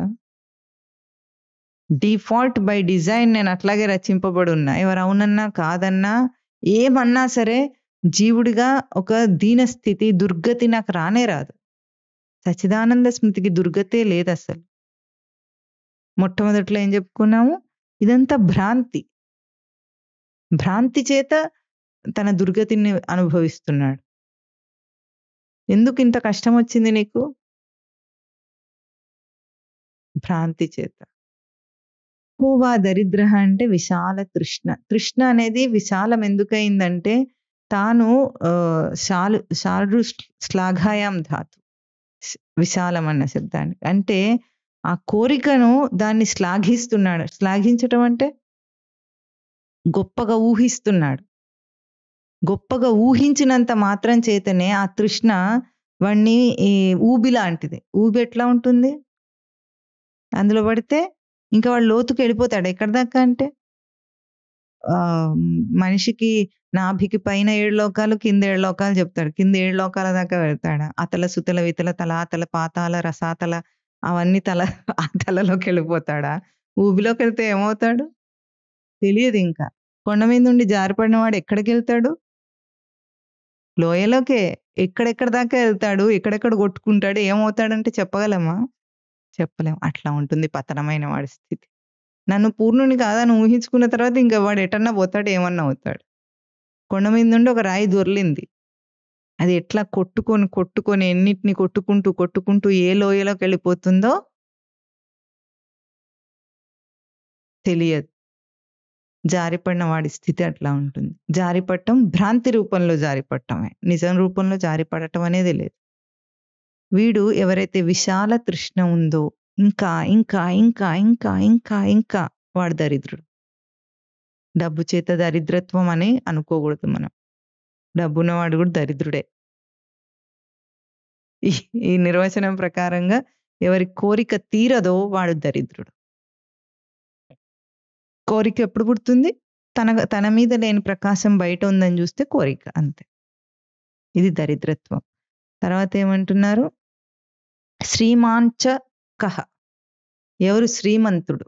శ్రీమాన్ అంటే శ్రీమంతుడు. ఎవడు శ్రీమంతుడు? శ్రీమంతుడు సినిమా వచ్చింది అనుకుంటా కదా. శ్రీమంతుడు సినిమాలో హీరో శ్రీమంతుడు అవుతాడా? లేకపోతే శ్రీమంతుడు అంటే మన అర్థమేమి? మన అర్థం అంటే లోకం అర్థం. అన్ని ఉన్నవాడు, పుష్కలంగా అన్ని ఉన్నవాడు శ్రీమంతుడు అని మనం అనుకుంటాం. అట్లాంటి వాడిని శ్రీమంతుడు అనటం లేదు. ఇక్కడ ఏమంటున్నారు? యస్య సమస్త తోషః సహ. సమస్త తోషములు, తోషం అంటే తుష్టౌ ధాతువు చెప్పుకున్నాము, మొదటి రోజే వచ్చింది అనుకుంటా తోష శబ్దం. ఇక్కడ తృప్తి ఉన్నవాడు శ్రీమంతుడు, తృప్తి లేనివాడు దరిద్రుడు. సింపుల్, ఇంత చెప్పుకోకుండానే ఉంది. ఎక్కడ తృప్తి అనేది జరగదో ఉండదో అది దరిద్రుడు. సమస్త తోష అంటే తుష్టౌ ధాతు, తుష్టి పుష్టి పూర్ణం ఎక్కడ ఉంటుందో వాడు శ్రీమంతుడు.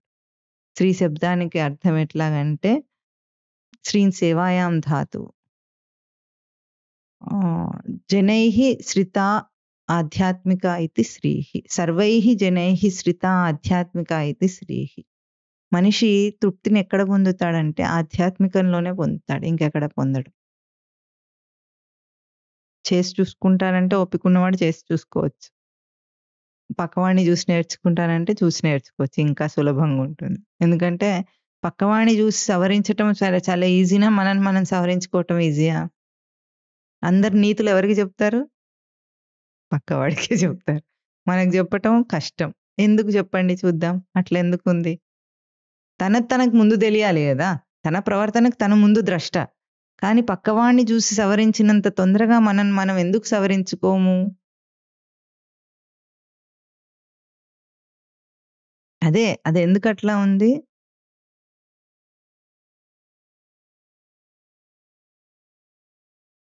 పక్కవాడిని చూస్తున్నప్పుడు తనకంటే వేరొకనిగా చూస్తున్నారు. తన దోషం తనకు ఎందుకు తెలియదు అంటే దోష స్వరూపంలోనే వాడు ఉన్నాడు, దోష స్థానంలోనే వాడు ఉన్నాడు. పక్కకుంటే కనిపిస్తుంది కానీ ఇట్లా చూసుకుంటే కనిపిస్తుందా? ఒళ్ళు ఎదురుగా ఉన్నది స్పష్టంగా కనిపిస్తుందా? అంటే దోషమే తన స్వరూపంగా ఉన్నవాడు వాడక్కడ, వాడి దోషం వాడికి స్వరూపంగా ఉంది. పక్కవాడికి ద్రష్టాదృశ్య భేదం వచ్చింది, అది వేరు వీడు వేరు, కాబట్టి దాన్ని ఈజీగా సవరించవచ్చు. అర్థమైందా? దాన్ని చూచేవాడైనాడు, తన దోషాన్ని వీడు చూచుకునేవాడు కాలేదు, దోషంలో ప్రవర్తించేవాడుగానే ఉన్నాడు వీడు. కాబట్టి తన దోషం తనకు అర్థం కాదు. అక్కడ చూసేటప్పుడు తాను చూసేవాడైనాడు కాబట్టి దాన్ని మంచి చెడు దానికి చెప్పగలుగుతాడు. అర్థమవుతుందా?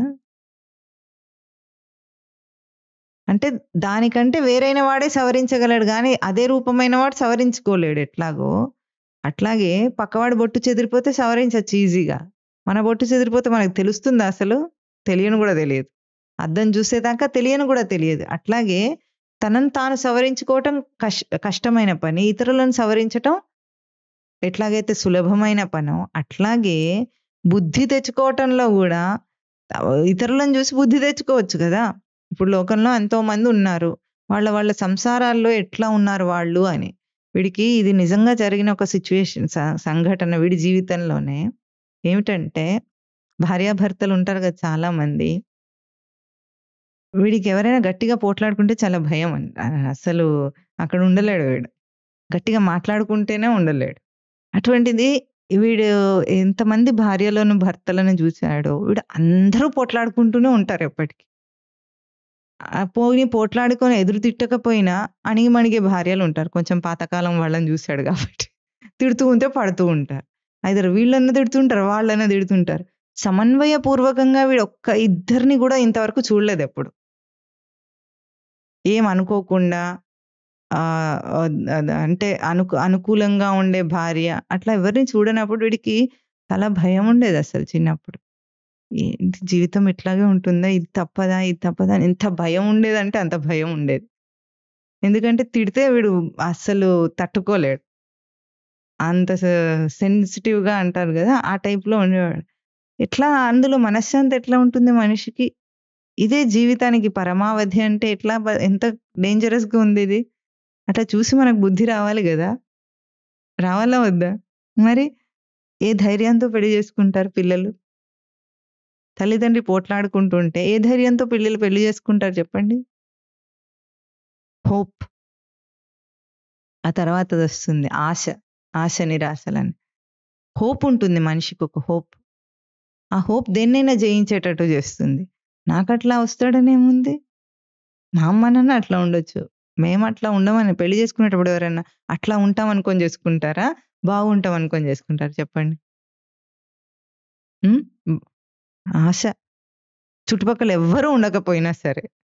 వాళ్ళకి తెలిసిన వాళ్ళ ఇంట్లో తల్లిదండ్రి, తాతలు అటు తాత, ఇటు తాత, అమ్మమ్మ, నానమ్మ వాళ్ళు గాని, మేనమామలు గాని, ఇంకెవరన్నా గాని ఎవ్వరు అట్లా బాగా సమన్వయంగా ఉండకపోయినా సరే, వీడు మాత్రం పెళ్లి జేసుకోవడానికి రెడీ అయిపోతాడు. ఏం ఆశ అది?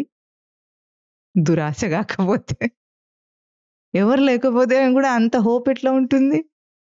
అట్లా పక్కవాడిని చూసి పోల్చుకొని తాను మారిపోతే మారిపోవచ్చు. లేదా వాడే అనుభవించాలంటే నీకొస్తుంది ఛాన్స్. ఏం చేస్తుంది సృష్టి? హ్మ్. ఒక ఛాన్స్ ఇస్తుంది. సరే చెయ్యి నీ ఇష్టం అంటుంది. దానికేమన్నా బోర్ కొడుతుందా ఏమిటి సృష్టికి? బోర్ కొట్టదు, ఏం కొట్టదు. చక్కగా సినిమా చూసినట్టు చూస్తుంది. వీడు తంటాలు పడుతూ ఉంటే అది చూస్తూ ఉంటుంది. నేనైతే డిజైన్ చేసి వదిలేసాను. నీ తంటాలు నువ్వే. నువ్వెట్లా కావాలంటే అట్లా కదులుతుంది ఈ లోకం. నువ్వెట్లా కదిలించుకుంటే అట్లా కదులుతుంది అంటుంది. ఇప్పుడు శ్రీమాన్ ఎవరు?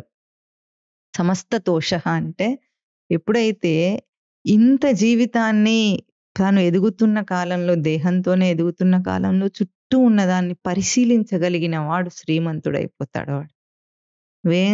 సంపాదించక్కర్లేదు. చూడు చాలు.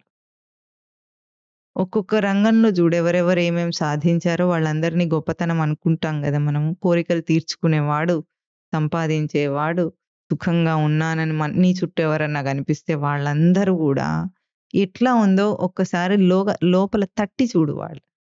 అర్థమైపోతుంది. సమస్త తోషః తుష్టి ఎప్పుడొస్తుందంటే దీంట్లో దేంట్లో లేదు అని ఎప్పుడు అర్థం చేసుకుంటాడో వాడు ఆధ్యాత్మికాన్ని ఆశ్రయిస్తాడు. అంటే బయట లేదు అని నిశ్చయం అయితే లోపలికి ప్రయాణం మొదలుపెడతాడు. అందరి చేత ఏది ఆశ్రయింపబడిందో ఆ ఆధ్యాత్మికమే శ్రీ. మంగళం అంటే శ్రీ అంటే మంగళం. ఆధ్యాత్మికమే మంగళ స్వరూపం. ఎందుకంటే ఎప్పటికైనా సరే ఈ రహస్యం అందరూ తెలుసుకోవాల్సిందే. బయట లేదు లోపలికెళ్ళాలి. లోపలుంది అని ఎప్పుడు తెలుసుకుంటాడో అది శ్రీమంతత్వం. వాడు అక్కడ తృప్తిని పొందుతాడు. ఎందుకు తృప్తిని పొందుతాడంటే ఎంత మనం డబ్బు చేత, చదువు చేత దరిద్రుడని చెప్పుకునే వాళ్ళందరూ గూడా ఆధ్యాత్మిక స్వరూపులే. దరిద్రత్వం అది కానే కాదు. ప్రతి జీవి ఆధ్యాత్మిక రూపమే. ఎంత అల్పమైన జీవినైనా సరే, తెలివైన మనిషి అయినా సరే, ఎవ్వరైనా సరే ఆధ్యాత్మిక స్వరూపుడు. వాడు ఆశ్రయించింది ఆధ్యాత్మికాన్ని. వాడు విషయాత్మక జీవితాన్ని ఆశ్రయించనే లేదు. ఏ రోజు అది తెలుసుకుంటాడో, తనలో తాను ఎటువంటి లోపాన్ని అనుభవించడు వాడు. అంటే వాడు పర్ఫెక్ట్ మ్యాన్ అవుతాడా అప్పుడు? ఏ లోపాన్ని లోపం లేని వాడెవరు? పర్ఫెక్ట్ మ్యాన్ అనే గదా అర్థం. అవుతాడా? కాడు. ఎందుకు? ఒక ఇండివిడ్యువల్ మ్యాన్‌గా తనెప్పుడు పర్ఫెక్ట్‌గా కాలేడు. తాను సచ్చిదానంద స్మృతి స్వరూపంలో పూర్ణుడు. ఆ లోపాలేవన్నా ఉంటే అదెవరికి? ఆ మ్యాన్ అనేవాడు ఎవరికో ఉన్నాయి. మనకు గాదు. అంటే individual entity cannot be perfect. ఒక వ్యష్టి రూపమే పూర్ణత్వం గాని, సమిష్టి రూపమే పూర్ణత్వం గాని, వ్యష్టి రూపంలో పూర్ణత్వం కాదు. వ్యష్టి అంటే వ్యక్తిగత రూపం. సమిష్టి అంటే అంతటా ఉన్న ఏ సచ్చిదానంద స్వరూపం ఉందో అది పూర్ణంగా ఉంది. అదే నేను, అదే నేను అని తెలుసుకుంటే సోర్స్, మూలం నేను అని ఎప్పుడు అర్థం చేసుకుంటాడో అది ఆధ్యాత్మికంగా ఎదగటం అవుతుంది. లోపాలు ఎప్పుడొస్తాయి? ట్యాంక్లో ఉన్న నీటికి ప్రెషర్ ఎంత ఉంటుంది?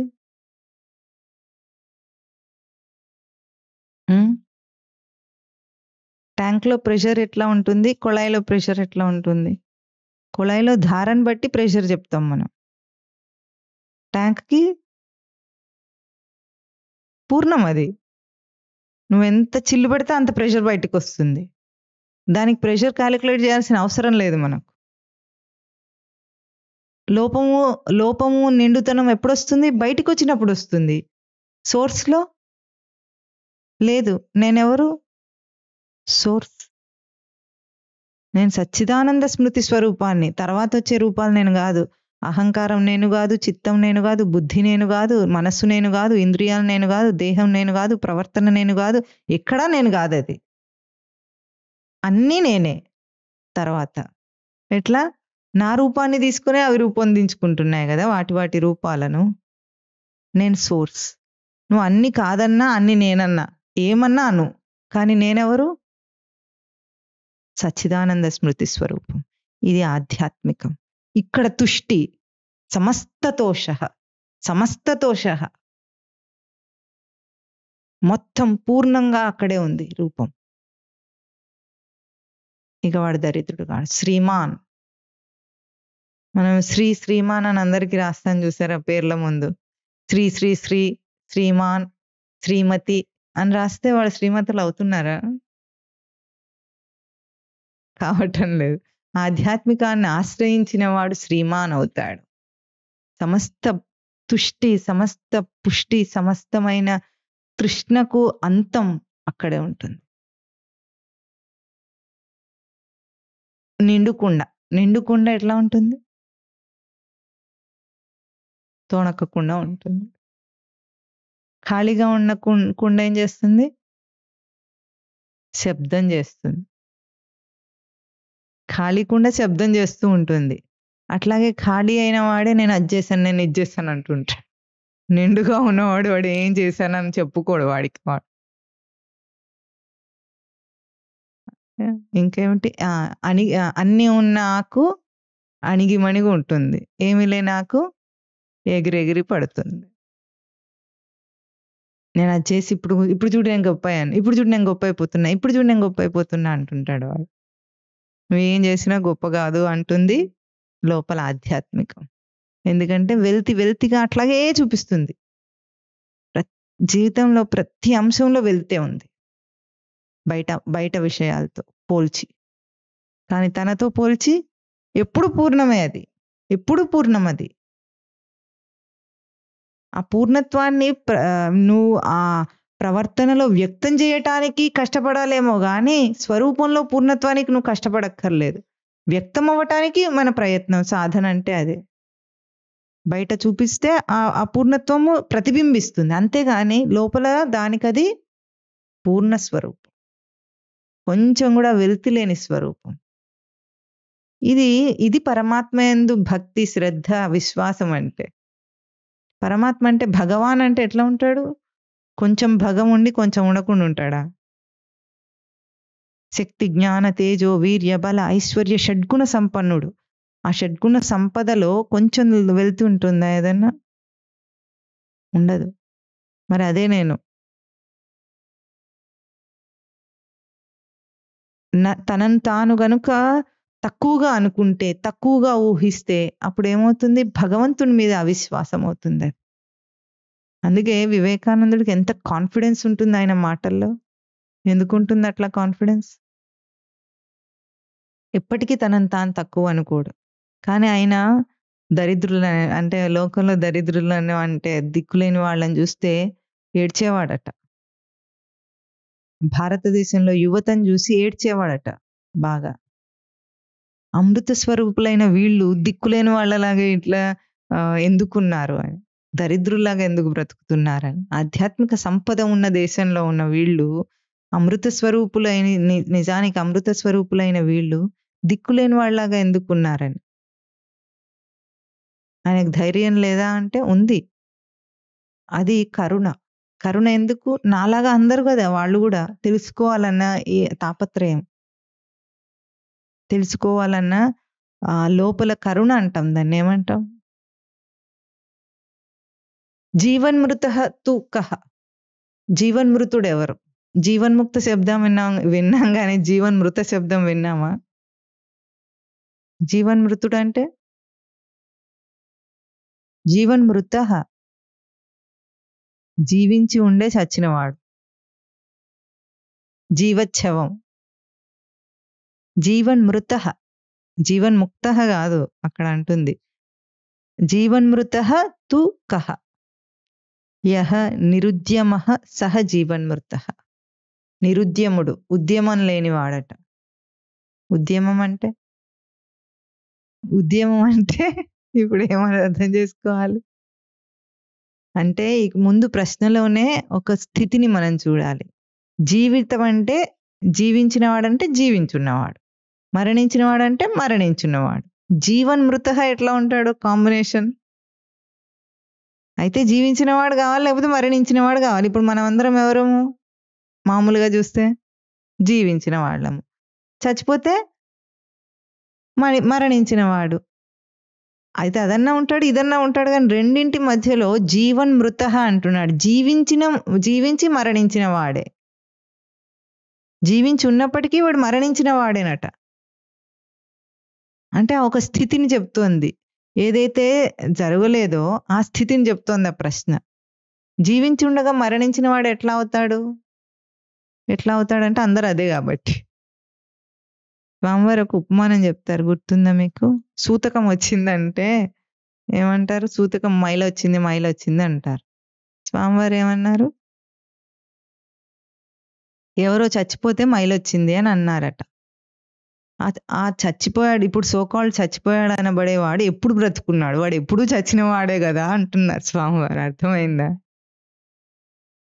వాడు ఇప్పుడు కొత్తగా చచ్చిపోవటం ఏంటి? ఇదివరకే చచ్చిపోయే ఉన్నాడు వాడు. అది జీవన్మృత జీవితం అంటే. అంటే మరణం అంటే ఏమిటి? మృణ్ ప్రాణత్యాగే. జీవనం అంటే జీవ ప్రాణధారణే. అంటే ఒకటేమో ప్రాణధారణము, ఒకటేమో ప్రాణత్యాగము స్థితులను చూపిస్తోంది. ఇప్పుడు తాను ప్రాణమును ధరించిన వాడా, ప్రాణమును వదిలేసిన వాడా? మనం ప్రాణం అంటే శ్వాస ఆడటం అనుకొని మనమేమో ప్రాణంతో ఉన్నవాళ్ళమే అనుకుంటున్నాం. అది అనటం లేదు, ఈ ప్రశ్న అనటం లేదు, శాస్త్రం అట్లా చెప్పటం లేదు. నీ శ్వాస ఆడినంత మాత్రాన నువ్వు బతుకున్నట్టు లెక్క కాదు. ప్రాణం అంటే ప్రథితేన ఆనయతి. స్పష్టంగా తనను తాను పొందుట ప్రాణం. అభావో మరణం. ఆ తనను తాను పొందుట అన్న స్థితి లేనిది మరణం. ఇప్పుడు మనుషులందరూ బతుకున్నారా, చచ్చున్నారా? బతికి చచ్చున్నారు. అదే జీవన్మృత జీవితం. ఏమన్నారు? నిరుద్యమః. ఉద్యమం అంటే మనమేమనుకుంటాం? ఉద్యమాలు చేయటం అంటే పోరాటాలు చేయటం అన్న అర్థం. అక్కడ అది కాదు అర్థం. ఎవరు మొదలు పెట్టాడో వాడు అని. ఉద్యమం అంటే ఒకటి మొదలు పెట్టటం. ఇది మామూలు అర్థమే. దాని విశేషార్థం తర్వాత చెప్పుకుందాం. ఉద్యమించటం అంటే ఏదైనా పనికి పూనుకోవటం. ఉద్యమించటం అంటే అంతే కదా, ఏదైనా పనికి పూనుకోవటం. అంటే ఎవరు ఏ పనికి పూనుకోడో వాడు నిరుద్యముడు. అంటే ఒకప్పుడు ఒక స్వామీజీ దగ్గరికి ఒకడు వచ్చాడట. వచ్చి వాడు ఏమన్నాడట, స్వామి నాకు ఏదైనా ఒక దారి చెప్పండి. ఎట్లా అంటే నేనేం చేయకుండా ఉండాలి, కానీ నాకు డబ్బు రావాలి అన్నాడు. అంటే బాగా తమో గుణంలో ఉన్నవాడు, ఏం చేయొద్దు, వాడికి ఏం కావాలి? డబ్బు మాత్రం రావాలి. అప్పుడు ఆ స్వామీజీ ఏం సలహా ఇచ్చారో చెప్పమంటారా? ఒక సులభ కాంప్లెక్స్ పెట్టుకోమని చెప్పాడట. పెట్టుకుంటే ఏమవుతుంది? చేసేవాళ్ళు వేరే ఉంటారు, వీడికి మాత్రం డబ్బు వస్తుంది. అట్లా లోకంలో తమో గుణంలో ఉన్నవాడు నేనేం చెయ్యను, నేనేం ప్రయత్నం చేయను, కానీ నాకు మాత్రం అన్నీ రావాలని అనుకుంటే నిరుద్యముడు అంటారు వాడిని. లోకంలో అర్థం అది. అటువంటి వాడు జీవన్మృతుడు. మహాతమో గుణానికి చెప్పే ఉపమానం అది.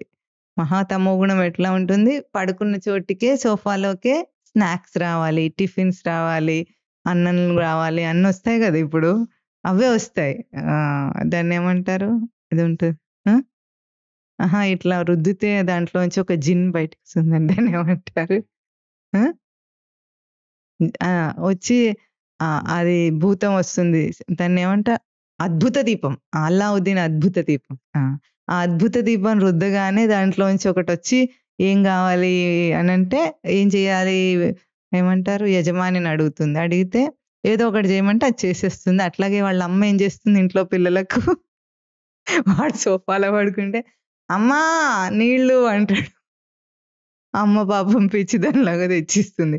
వీడు చాలా ఇంపార్టెంట్ పనిలో ఉన్నాడు. టీవీ చూస్తున్నాడు గదా! కార్టూన్ చూస్తున్నాడో ఏదో చూస్తూ ఉంటాడు. చాలా ఇంపార్టెంట్ పని గదా! ఆడికంటే పనా పాడా? ఏం లేదు గాబట్టి నీళ్లు తెమ్మంటే తెచ్చిస్తుంది. ఆయన గూడా "ఏమే కాఫీ" అంటాడు. చాలా కష్టపడొచ్చాడు గదా బయట. సరే అని ఆవిడ అన్నీ తెచ్చిస్తుందనమాట. అంటే ఎక్కడ కూర్చున్నవాడు నిరుద్యమం. ఉద్యమం లేదు వాడికేం లేదు. అంటే దేనికి పూనుకోడు. పూనుకోకుండా కూర్చొని ఆర్డర్‌లు ఇస్తూ ఉంటే ఈ కాలం అన్నీ లేచిన దగ్గర నుండి అదే సోఫాలో అన్నీ జరుగుతాయి. కాలకృత్యాలకు మాత్రం వెళ్ళొస్తుంటారేమో ఇంకా మరి అంత దిగజారకుండా. పాన్ పెట్టించుకోకుండా వెళ్ళొస్తారు. ఆ! వచ్చినా వస్తుంది. ఎందుకంటే మీకు ఎందుకొస్తుందంటే అది వాళ్ళు చెయ్యరు. కదలవు ఇంద్రియాలేవి. అంటే అవయవాలన్నీవి కదలకుండా అవి స్టిఫ్ అయిపోతాయి పిల్లలకు. ఆల్రెడీ అవుతుంది మీకు తెలుసా? వేళ్ళన్నీ పని చేయకుండా అవుతున్నాయట చిన్న పిల్లలకు. ఇట్లా అని ఈ వేళ్ళు పని చేయట్లేదట. అంటే పని ఇన్ ద సెన్స్ పెన్ను పట్టుకోవడం రావట్లేదట చాలా మందికి. కొత్త డిసీజ్ మీకు తెలియదా? ఇది హాస్యం కాదు. నిజంగా జరుగుతోంది ఆల్రెడీ. పట్టు తప్పిపోయినాయట. ఎప్పుడు స్కూల్‌కెళ్ళి ఎప్పుడైతే పెన్సిల్ పట్టుకోవాలో ఆ స్టేజ్ లోపలే వేళ్ళు పాడైపోయినాయట. అంటే 3 సంవత్సరాల లోపలే వాడి వేలు నిరంతరంగా ఇట్లా అని ఆ వేలు పాపము నంబయిపోతుంది. వాళ్ళు నిరుద్యములు. వాడింకా ఏం చేస్తాడు? వాళ్ళ అమ్మ అన్నీ జేయాలి. ఎందుకట్లా జేయాల్సొచ్చింది వాళ్ళ అమ్మకు ఆ సేవ? మహానుభావురాలు గాబట్టి. 2 తన్ని నీళ్లు తెచ్చుకోమని చెప్పలేదు గాబట్టి, వాడు రేపు కదలకుండా అయిపోతాడు గదా! అప్పుడు మళ్ళీ సేవ జేస్తుంది. ఇప్పుడేమో కదలగలిగినా సరే సేవ జేస్తుంది. రేపు కదలకుండా అయినప్పుడు మళ్ళీ సేవ జేస్తుంది. అంటే లోకంలో కృషి జేస్తేనే ఏదైనా లభిస్తుంది అన్న ఒక లౌకిక జ్ఞానం గూడా లేకుండా, నేను అనుకుంటే అన్నయిపోవాలి అనేటట్లుగా ఊహించేవాడు ఎవడుంటాడో వాడు నిరుద్యముడు. వాడు జీవన్మృతుడు. అంటే ఒక సోఫా గూడా పడే ఉంది. సోఫా మీద వాడు గూడా పడే ఉన్నాడు. సోఫాకి గూడా జీవం లేదు. వీడికి గూడా జీవమేం లేదు. ఇది లౌకికంగానే దానర్థం. అంటే జీవచ్ఛవంలాగా బ్రతకటం అన్నమాట. శవంలాగా. శవం ఎట్లా ఉంటుంది? ఆకారానికి దేహం ఉంది గానీ, దాంట్లో జీవం లేదు. అట్లాగే వీడు గూడా జీవన్మృతుడు అంటుంది. ఇప్పుడు దానికి తత్వార్థాన్ని అర్థం చేసుకుందాము. జీవన్మృతః అంటే అయితే ప్రాణధారణ ఉండాలి. లేకపోతే ప్రాణత్యాగమైనా ఉండాలి. మనిషి స్థితి 2 ఉంటుంది. ప్రాణమును ధరించైనా ఉంటాడు. లేకపోతే ప్రాణము విడిచిపెట్టైనా ఉంటాడు. కానీ మరణం అనేది సృష్టిలో లేదు. సృష్టిలో మరణం అనే స్థితి లేదు. అంటే ప్రాణత్యాగం చేసే స్థితి లేదు. కానీ గ్రహింపుకు మాత్రం ప్రాణం ఉన్నట్లుగా, ప్రాణం లేనట్లుగా ఉంటుంది. గ్రహింపు దోషంలో ఉంటుందనమాట. అంటే తన సచ్చిదానంద స్మృతిని విడిచిపెట్టి తానెప్పుడూ ఉండడు. ఎంత అజ్ఞాన స్థితిలో గూడా ఉండడు. లోకంలో చెప్పే నీచుడు, నికృష్టుడు, కర్కోటకుడు, ఇంకేమైనా కసాయి బుద్ధి అట్లా ఉన్న నీచత్వంలో బ్రతికేవాడు గూడా, వాడేం సచ్చిదానంద స్మృతిని విడిచిపెట్టి ఉండడు నిజానికి. కానీ గ్రహింపులో వాడికది ఉందనే తెలియదు.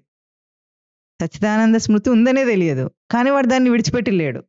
అంటే మరణం ఉందా లేదా? రచనలో మరణం లేదు.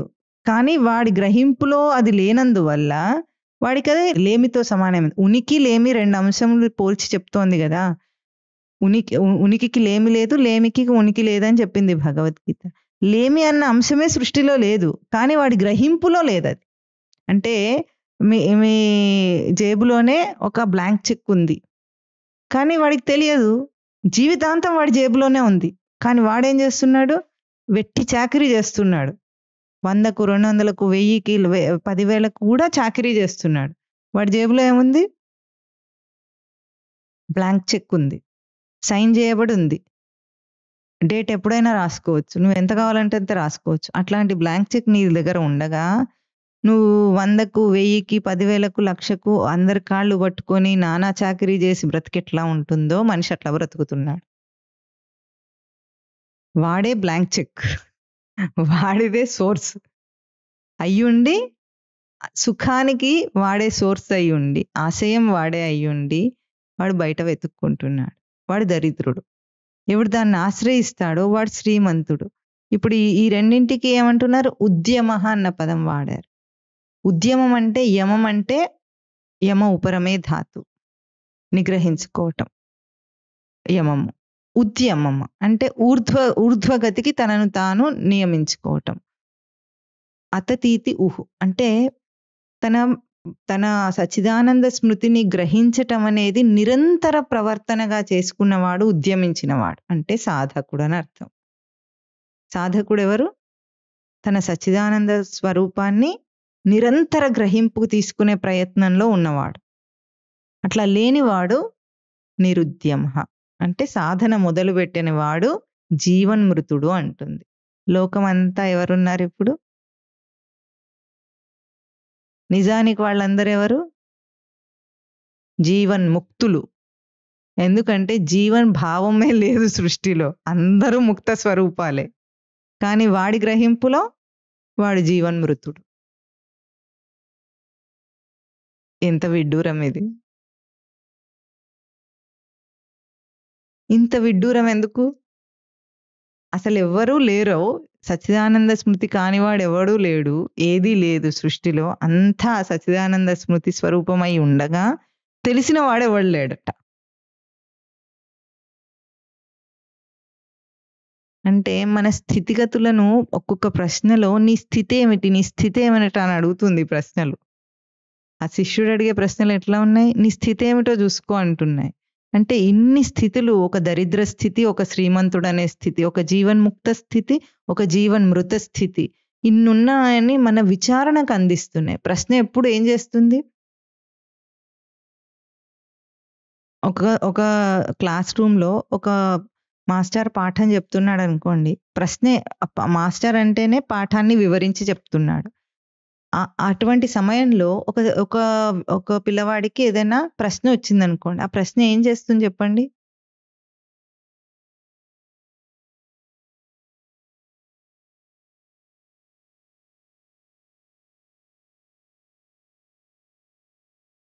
ఆల్రెడీ పాఠాన్ని వివరించి చెప్తున్నాడు మాస్టర్. ఒకానొకడు లేచి ఒక ప్రశ్న అడిగాడు. ఆ ప్రశ్న అడగటం వల్ల ఆ క్లాస్‌లో స్థితి ఏమవుతుంది?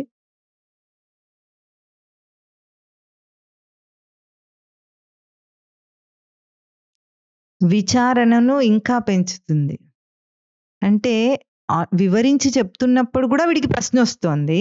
వాడి ప్రశ్న వల్ల ఇంకో కోణంలో అసలు ఈ ప్రశ్న రానివాడు కూడా ఉంటాడు పక్కన. వాడికి కూడా ఇటువంటి ప్రశ్న వేసుకోవాలనే తెలివి కూడా వస్తుంది. ఉన్నది ఉన్నట్టు విని దాన్ని సరే అని ఏదో ఒకటి చెప్తుంటే అర్థం చేసుకొనైనా సరే, అర్థం చేసుకొనే వింటున్నాడు అనుకుందాం.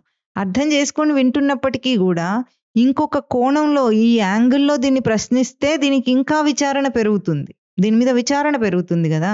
అట్లాగే ప్రశ్నోత్తరి యొక్క గొప్పతనం, ఈ గ్రంథం యొక్క గొప్పతనం ఏమిటంటే, బోధ ఉందనుకోండి, ఆత్మబోధ ఉంది. 68 శ్లోకాలున్నాయి. చెప్పుకుంటూ పోతుంది. మధ్యలో ప్రశ్న వస్తే ఎట్లా ఉంటుంది? దాన్ని ఇంకో కోణంలో తీసుకున్నట్టుంటుంది. ఈ ప్రశ్నోత్తరి నిండా అదే. మనిషి యొక్క సాధన జీవితంలో వాడు ఆల్రెడీ ఏమేమి బోధన శ్రవణం చేశాడో, నిజంగా ఏ కోణాల్లో దాన్ని ఆలోచించాలో అట్లా ఆలోచించి శ్రవణం చేస్తున్నాడా లేదా? చేయాలా వద్దా? ఈ ప్రశ్నలు మనకు వచ్చినాయా అని అనుకున్నాం మొదటి రోజే. వచ్చినాయా? చాలా రోజులుగా శ్రవణం చేస్తున్న సాధకులకి ఈ ప్రశ్నలన్నీ వచ్చినాయా? రావు. అంటే విచారణను తేజోవంతం చేస్తుంది ఒక ప్రశ్న. ఇదివరకు కూడా మనం చెప్పుకున్నాం. అర్జునుడు అడిగే ప్రశ్నలన్నీ కూడా భగవద్గీతను ఇన్ని కోణాలలో బోధని తెరుచుకునేటట్లుగా, బోధ వికసించేటట్లుగా చేసింది ఏమిటి? అర్జునుడికి అన్నీ చొప్పదంటు ప్రశ్నల్లాంటివో ఏవో ప్రశ్నలు అపనమ్మకం లాంటి ప్రశ్నలు కూడా కొన్ని అడిగాడు. స్వామి అంత అపనమ్మకమే ఉన్నట్టు అనిపించే ప్రశ్నలు కూడా అడిగాడు. ఆయన నమ్మడా భగవంతుడని అనిపించేటట్లు ప్రశ్నలు అడిగితే ఎందుకున్నాయి అందులో ప్రశ్నలంటే, ఆ కోణంలో మన విచారణ వికసించాలి గదా! అంటే ఇంకా పదును పెడుతుందనమాట. విచారణకు ప్రశ్న పదును పెడుతుంది ఎప్పుడు గూడా. అయితే ఆ ప్రశ్న కావాలని నిన్ను పరీక్షించడానికి వేసిన ప్రశ్న గాదు. వినయంగా తెలుసుకోవటం కోసం వేసిన ప్రశ్న ఎప్పుడు ఎట్లా ఉంటుంది? విచారణకు వికాసమవుతుంది. ఇప్పుడిక్కడ జీవన్మృత స్థితి, జీవన్ముక్త స్థితి. మనం చాలా సార్లు శాస్త్రాల్లో జీవన్ముక్త స్థితిని విన్నాం గానీ, జీవన్మృత స్థితిని విన్నామా? జీవన్మృత పదం ఎక్కువగా రాదెక్కడ. జీవన్ముక్తుడనొస్తుంది. జీవన్ముక్తుడైన వాడు జీవన్మృతుడుగా బ్రతుకుతున్నాడనే ఒక కండిషన్ ఇక్కడ చూపించింది. అందరూ జీవన్ముక్తులే. జీవభావమే లేదు సృష్టిలో. వాడు అమీబా అవ్వటానికి ఛాన్సే లేదు. అమీబాని నేను అనుకుంటే అర్థమేమిటి? కుక్క అవ్వటానికి ఛాన్సే లేదు. కుక్క అయినానని అనుకుంటే తనను విడిచే గర్భమును దాటెను సునకమాయ తనను విడిచే. ఆ పాటలో విన్నారా? గర్భములో ఉన్నప్పుడేమో నేను అనుకుంటూ ప్రవేశించాడు. గర్భంలో ప్రవేశించే జీవుడు ఏమనుకున్నాడు? నేను అని ప్రవేశించాడు. ప్రవేశించిన తర్వాత గర్భమును దాటినప్పుడు ఏమైంది? నేను వదిలేశాడు. శునకం అయిపోయాడు వాడు. ఆధారమైన నేను గ్రహింపులో విడిచేశాడు. నేను విడిచి శునకం ఉండదు కదా! నేను విడిచి శునకం ఉండదు. గ్రహింపులో నేను విడిచేశాడు. శునకంగా ప్రతిష్ఠ చేసుకున్నాడు. ఇప్పుడు గ్రహింపులో నేను విడిచేశాం మనం అందరం. మనం అందరం అంటే వీడు కాదు. లోకం అంతా. నేను విడిచేసింది. నేను వ్యక్తిగత రూపం అనుకుంటోంది. అప్పుడు జీవుడు మొదలవుతాడు. అది ఉందా లోకంలో? లేదు. అంటే జీవన్ముక్తుడు జీవన్మృతుడుగా ఎప్పుడవుతాడు? నిరుద్యమః సాధన మొదలుపెట్టని వాడు అనర్థం. ఊర్ధ్వగతికి ఎదగటానికి అంటే తన అవగాహనను పెంచుకోవటానికి ఎవరు ప్రయత్నం చేయరో, నిరంతర ప్రవర్తనగా ఉద్యమం తనను తాను గ్రహింపుకు తీసుకోని స్థితి అంటే సాధన లేని స్థితిలో ఉంటాడో వాడు జీవన్మృతుడు. ఎందుకు సాధన స్థితిని కూడా ఇంత చెప్తోంది అంటే, సాధన స్థితిలో కూడా యాంత్రిక సాధన ఎట్లా ఉంటుంది తర్వాత ప్రశ్నకు చెప్పుకున్నా. యాంత్రిక సాధన ఉంటుంది, ఎదిగే సాధన ఉంటుంది. బ్రహ్మముగా ఎదిగే సాధన ఉంటుంది. తర్వాత ప్రశ్న ఏమన్నారంటే, అమృతం వా కిం? అమృతం ఏది అని అడుగుతున్నారు. అంటే సుఖదా నిరాశ అమృతం స్యాత్. నిరాశనట. నిరాశనే అమృతం అట. ఇదేమిటో లోకంలో నిరాశ ఉన్నవాళ్ళని చెప్తారా? ఆశించాలని చెప్తారా? నిరాశ, నిస్పృహలు మంచివి కాదు కదా! కానీ ఇక్కడ ఏమంటున్నారు? నిరాశను అమృతం అట. అంటే ఆశ మనిషిని ఏం చేస్తుంది? నడిపిస్తుంది ముందుకు. ముందుకు నడిపించేదేమిటి? ఇందాక మనం ఒక ఉపమానం చెప్పుకున్నామే.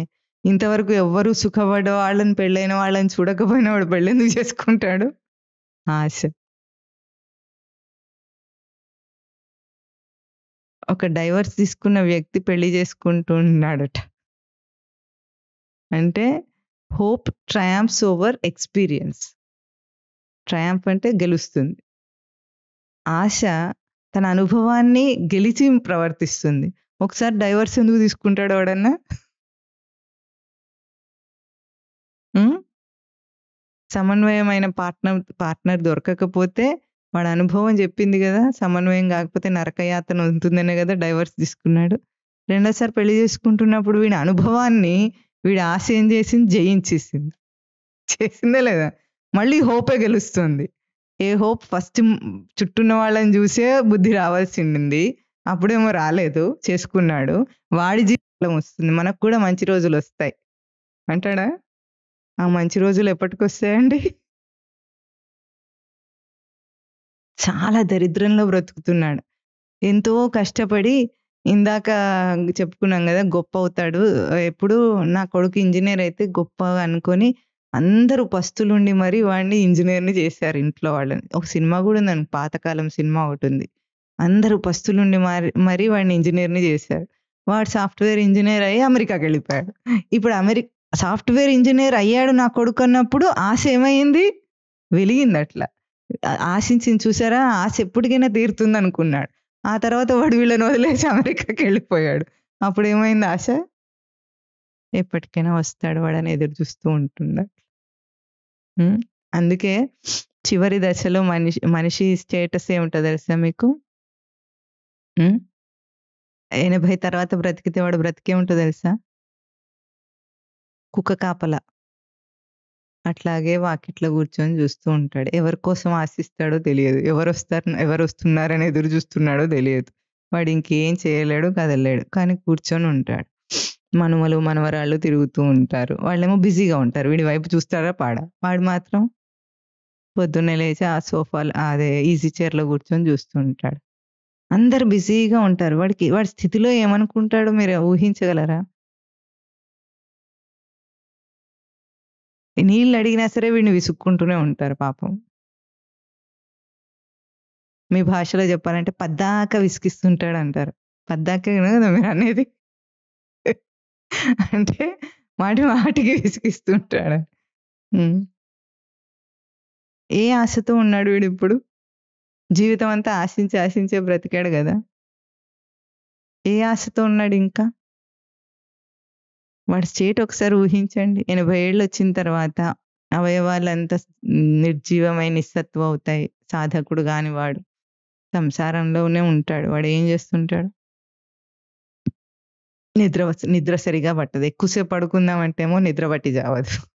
నిద్రలోనన్నా కొంచెం కొంచెం కాలం టైమ్ పాస్ చేద్దామంటే నిద్ర గూడా పట్టదట వయసయిపోయిన తర్వాత. అప్పుడేం జేస్తుంటాడు వాడు? అప్పుడు గూడా ఉందిలే మంచి కాలం ముందు ముందున అంటాడా? మరి ఏమంటాడప్పుడు? అట్లాంటి వాళ్ళకి గూడా చచ్చిపోవాలని ఏమి ఉండదు. ఎప్పుడైనా మాట్లాడించి చూడండి. పలకరించండి. హ్మ్. చచ్చిపోవాలని ఎవడికుండదు. అందరికి బ్రతకాలనే ఉంటుంది. లేకపోతే ఐసీయూలో ఎందుకు అడ్మిట్ అవుతాడు వాడు? నాకొద్దని చెప్తాడు గదా! ఎవడైనా. ఇప్పుడు రోగం వచ్చిన వాడు ఎవడైనా డాక్టర్ దగ్గరికి తీసుకెళ్తే నాకొద్దు నేనిక్కడ ఉంటా పోతే పోతా అంటాడా ఎవడన్నా? అనడు. 80 ఏళ్ల వాళ్ళని గూడా ఐసీయూలోకి తీసుకెళ్తారు. అప్పుడు గూడా ఓపెన్ హార్ట్ సర్జరీ చేయాలంటే చేసేస్తారు. డాక్టర్ చేస్తానంటే చేయించుకుంటాడు వీడు. వాడు చేస్తాడు. వీడు సేవ చేస్తాడు. డబ్బు కడతారు. అంటే ఏం చేద్దామని? మరి నా కాస్త ప్రశాంతత గూడా లేకుండా క్యాన్సర్ థర్డ్ స్టేజ్‌లో డిటెక్ట్ అయిన పేషెంట్ ఏం చేసినా సరే బ్రతకడు. ఇన్ కేస్ బ్రతికినా సరే వాడు నరకయాతనను అనుభవించుకుంటూ ట్రీట్‌మెంట్‌తో బ్రతుకుతాడు. ఒక సంవత్సరం ఇప్పుడు లేటెస్ట్‌గా వచ్చిన టెక్నాలజీ ప్రకారంగా 1 సంవత్సరం, 2 సంవత్సరాలు బ్రతకగలుగుతాడు వాడు. ఫోర్త్ స్టేజ్‌కెళ్ళిన తర్వాత. అయినా సరే ట్రీట్‌మెంట్ చేయించుకునే వాళ్ళు ఎంతమంది ఉంటారు చెప్పండి? కొంతమందేమో పిల్లలు వదిలేసారని అనుకుంటారని చేయిస్తారు. కొంతమందేమో వాళ్ళకే ఆశ ఉండి పిల్లలు నాకు చేయించలేదనుకోని వాళ్ళు చేయించుకుంటారు. అంటే చచ్చే ఆశేం పోదు వాడికి. ఇంకేదో ఉందని ఆశతోనే ఉంటాడు. కానీ అదేమిటో అర్థం గాదు. ఆ ఆశయే సంసారంలో ముంచుతోంది వాడిని. ఏది వ్యతిరేకంగా ఉన్న ఆశ. అంటే బయటే ఎంతైనా సరే బయటే సుఖం. స్వామివారు ఒక ఉపమానం చెప్తారు ఎప్పుడన్నా గమనించారా? తాత ముసలాడైపోయిన తర్వాత దీపావళి రోజు ఏం చేస్తుంటాడు, పిల్లలందరూ ఇవి వాటినేమంటారు? టపాకాయలు కాలుస్తూ ఉంటే చిచ్చుబుడ్డి కాలుస్తున్నాడట. అప్పుడు మనవడు చిచ్చుబుడ్డి కాలుస్తుంటే వీడిక్కడ లోపలుండి చూస్తూ ఉంటాడు. మధ్యలో ఎవరైనా అడ్డం వస్తే జరగండి, జరగండి అంటుంటాడట. అంటే వాడు ఏం చేస్తున్నాడక్కడ? వీడు చిచ్చుబుడ్లు ఆల్రెడీ కాల్చాడు. వీళ్ళ పిల్లల చేత కాల్పించాడు. తర్వాత మనవలొచ్చారు. కాల్పించినన్నాళ్ళ అంటే నిలబడగలిగినన్ని రోజులు కాల్పించాడు. ఇప్పుడు గూడా కూర్చొని దాన్ని ఎంజాయ్ చేసే ప్రయత్నమే చేస్తున్నాడు. ఇంకా ఆశ చచ్చిపోలేదు. చిచ్చుబుడ్డిలో ఉన్న ఆనందం ఏమిటో మరి. తుస్సుమనొచ్చి పుస్సుమని పోతుందది. దాంట్లో ఆనందాన్ని ఇంకా చూడాలనుకుంటున్నాడు. అంటే సంసారంలో కూరుకుపోయేటట్టు చేసేదేమిటి? ఆశ. అందుకే ఇక్కడేమన్నారు? సుఖదా నిరాశ. సుఖమునిచ్చే నిరాశయే అమృతం అంటున్నారు. సుఖమునిచ్చే నిరాశ కావాలి. నిరాశ అంటే సాధనలో నిరాశ తెచ్చుకోవటం కాదు. సాధన ఏందే నిరుద్యముడు పైన చెప్పినట్టు సాధన ఎందు నిరాశ తెచ్చుకొని నిరుద్యముడే నాకేం చేతకాని వాడిని, నేను ఏం చేయలేను ఇంకా సాధన, ఇది చాలా కఠినంగా ఉంది, నా వల్ల కావు ఇవన్నీ, నాకు ఎంత చదివినా రావటం లేదు, ఎంత ధారణ కావటం లేదు, ఎంత విన్నా గుర్తుండటం లేదు, ఈ నిరాశ కాదు. సుఖద నిరాశ అంటే సుఖంగా త్రవ్వే నిరాశ ఉండాలి. నిరాశ అంటే ఇక్కడ శబ్దము నిర్గతం ఆశ, అంటే ఆశకు ఆశ లేకుండుటను అతిక్రమించిన స్థితి. అంటే ఏ ప్రయత్నంలో కూడా ఏది ఆశించటం ఆశించకపోవటం లేకుండా, అంటే ద్వంద్వము, ఏదైనా ఫలితానికి ద్వంద్వం ఉంటుంది. ద్వంద్వం అంటే జయము అపజయము అట్లాంటివి, లాభము నష్టము. ద్వంద్వం ఏదైనా పనిచేస్తే రెండు ఉంటాయి కదా, అయితే అవుతుంది లేకపోతే కాదు, సక్సెస్ అవుతుంది లేకపోతే ఫెయిలియర్ అవుతుంది. ఈ ద్వంద్వం అనేది ఏ దానికైనా ఫలితంగా వచ్చేది, ఏ కర్మకైనా ఫలితంగా వచ్చేది, ఏ క్రియకైనా ఫలితంగా వచ్చేది, ఏ ప్రయత్నానికైనా ఫలితంగా వస్తుంది. ఏ స్థితిలో ఫలితం వచ్చిందాన్ని కనీసం చూసుకొని కూడా చూసుకోడు. అంటే ఇప్పుడు డిగ్రీ ఎగ్జామ్ రాసామనుకోండి, మనమే మామూలుగా అందరూ ఏం చేస్తారు, రిజల్ట్ చూసుకుంటాడు, సర్టిఫికేట్ తెచ్చుకుంటాడు, నాకు ఇంత వచ్చిందని ఫీల్ అవుతాడు. ఎవడైనా రాసేసి నా పని అయిపోయింది అనుకోని దాన్ని వదిలేస్తే మనం ఏమంటాం, బాధ్యత లేదన్న లోకానికి. అంటే వాడు ఎందుకు అట్లా అనుకున్నాడు, చదువుకోవటం అనే నా పని అయిపోయింది, నేను ఫెయిల్ అయ్యా, రాయటం అని కూడా నాది అయింది, నేను పూర్ణంగా ప్రయత్నం చేశాను, నేను రాసేసాను, నాకు సర్టిఫికేట్తో నాకేం పని. ఉద్యోగం సంపాదించాలంటే పని ఉంటుంది దాంతో, లేకపోతే నా ప్రతిభకు అది సర్టిఫికేట్ కాదు. లోకంలో ఉద్యోగం కోసం చూపించాలంటే సర్టిఫికేట్ కాదు, నా ప్రతిభకు అది నిరూపణ ఏం కాదు కదా, సర్టిఫికేట్ నిరూపించక్కర్లేదు నన్ను, నా తెలివి నాకు తెలుసు, చదువుకున్న రోజు నా తెలివి నాకు తెలుసు, చదువుకున్న ధారణ చేసిన రోజు నా తెలివి నాకు తెలుసు, పరీక్ష రాసిన రోజు కూడా నా తెలివి నాకు తెలిస్తే సర్టిఫికేట్ నన్ను సర్టిఫై చేయదు. నా ప్రతిభకు సర్టిఫికేషన్ అక్కర్లేదు అని ఎవరైతే ఉంటారనుకోండి, అది ఎట్లాంటి కాన్ఫిడెన్స్, సుఖదా నిరాశ.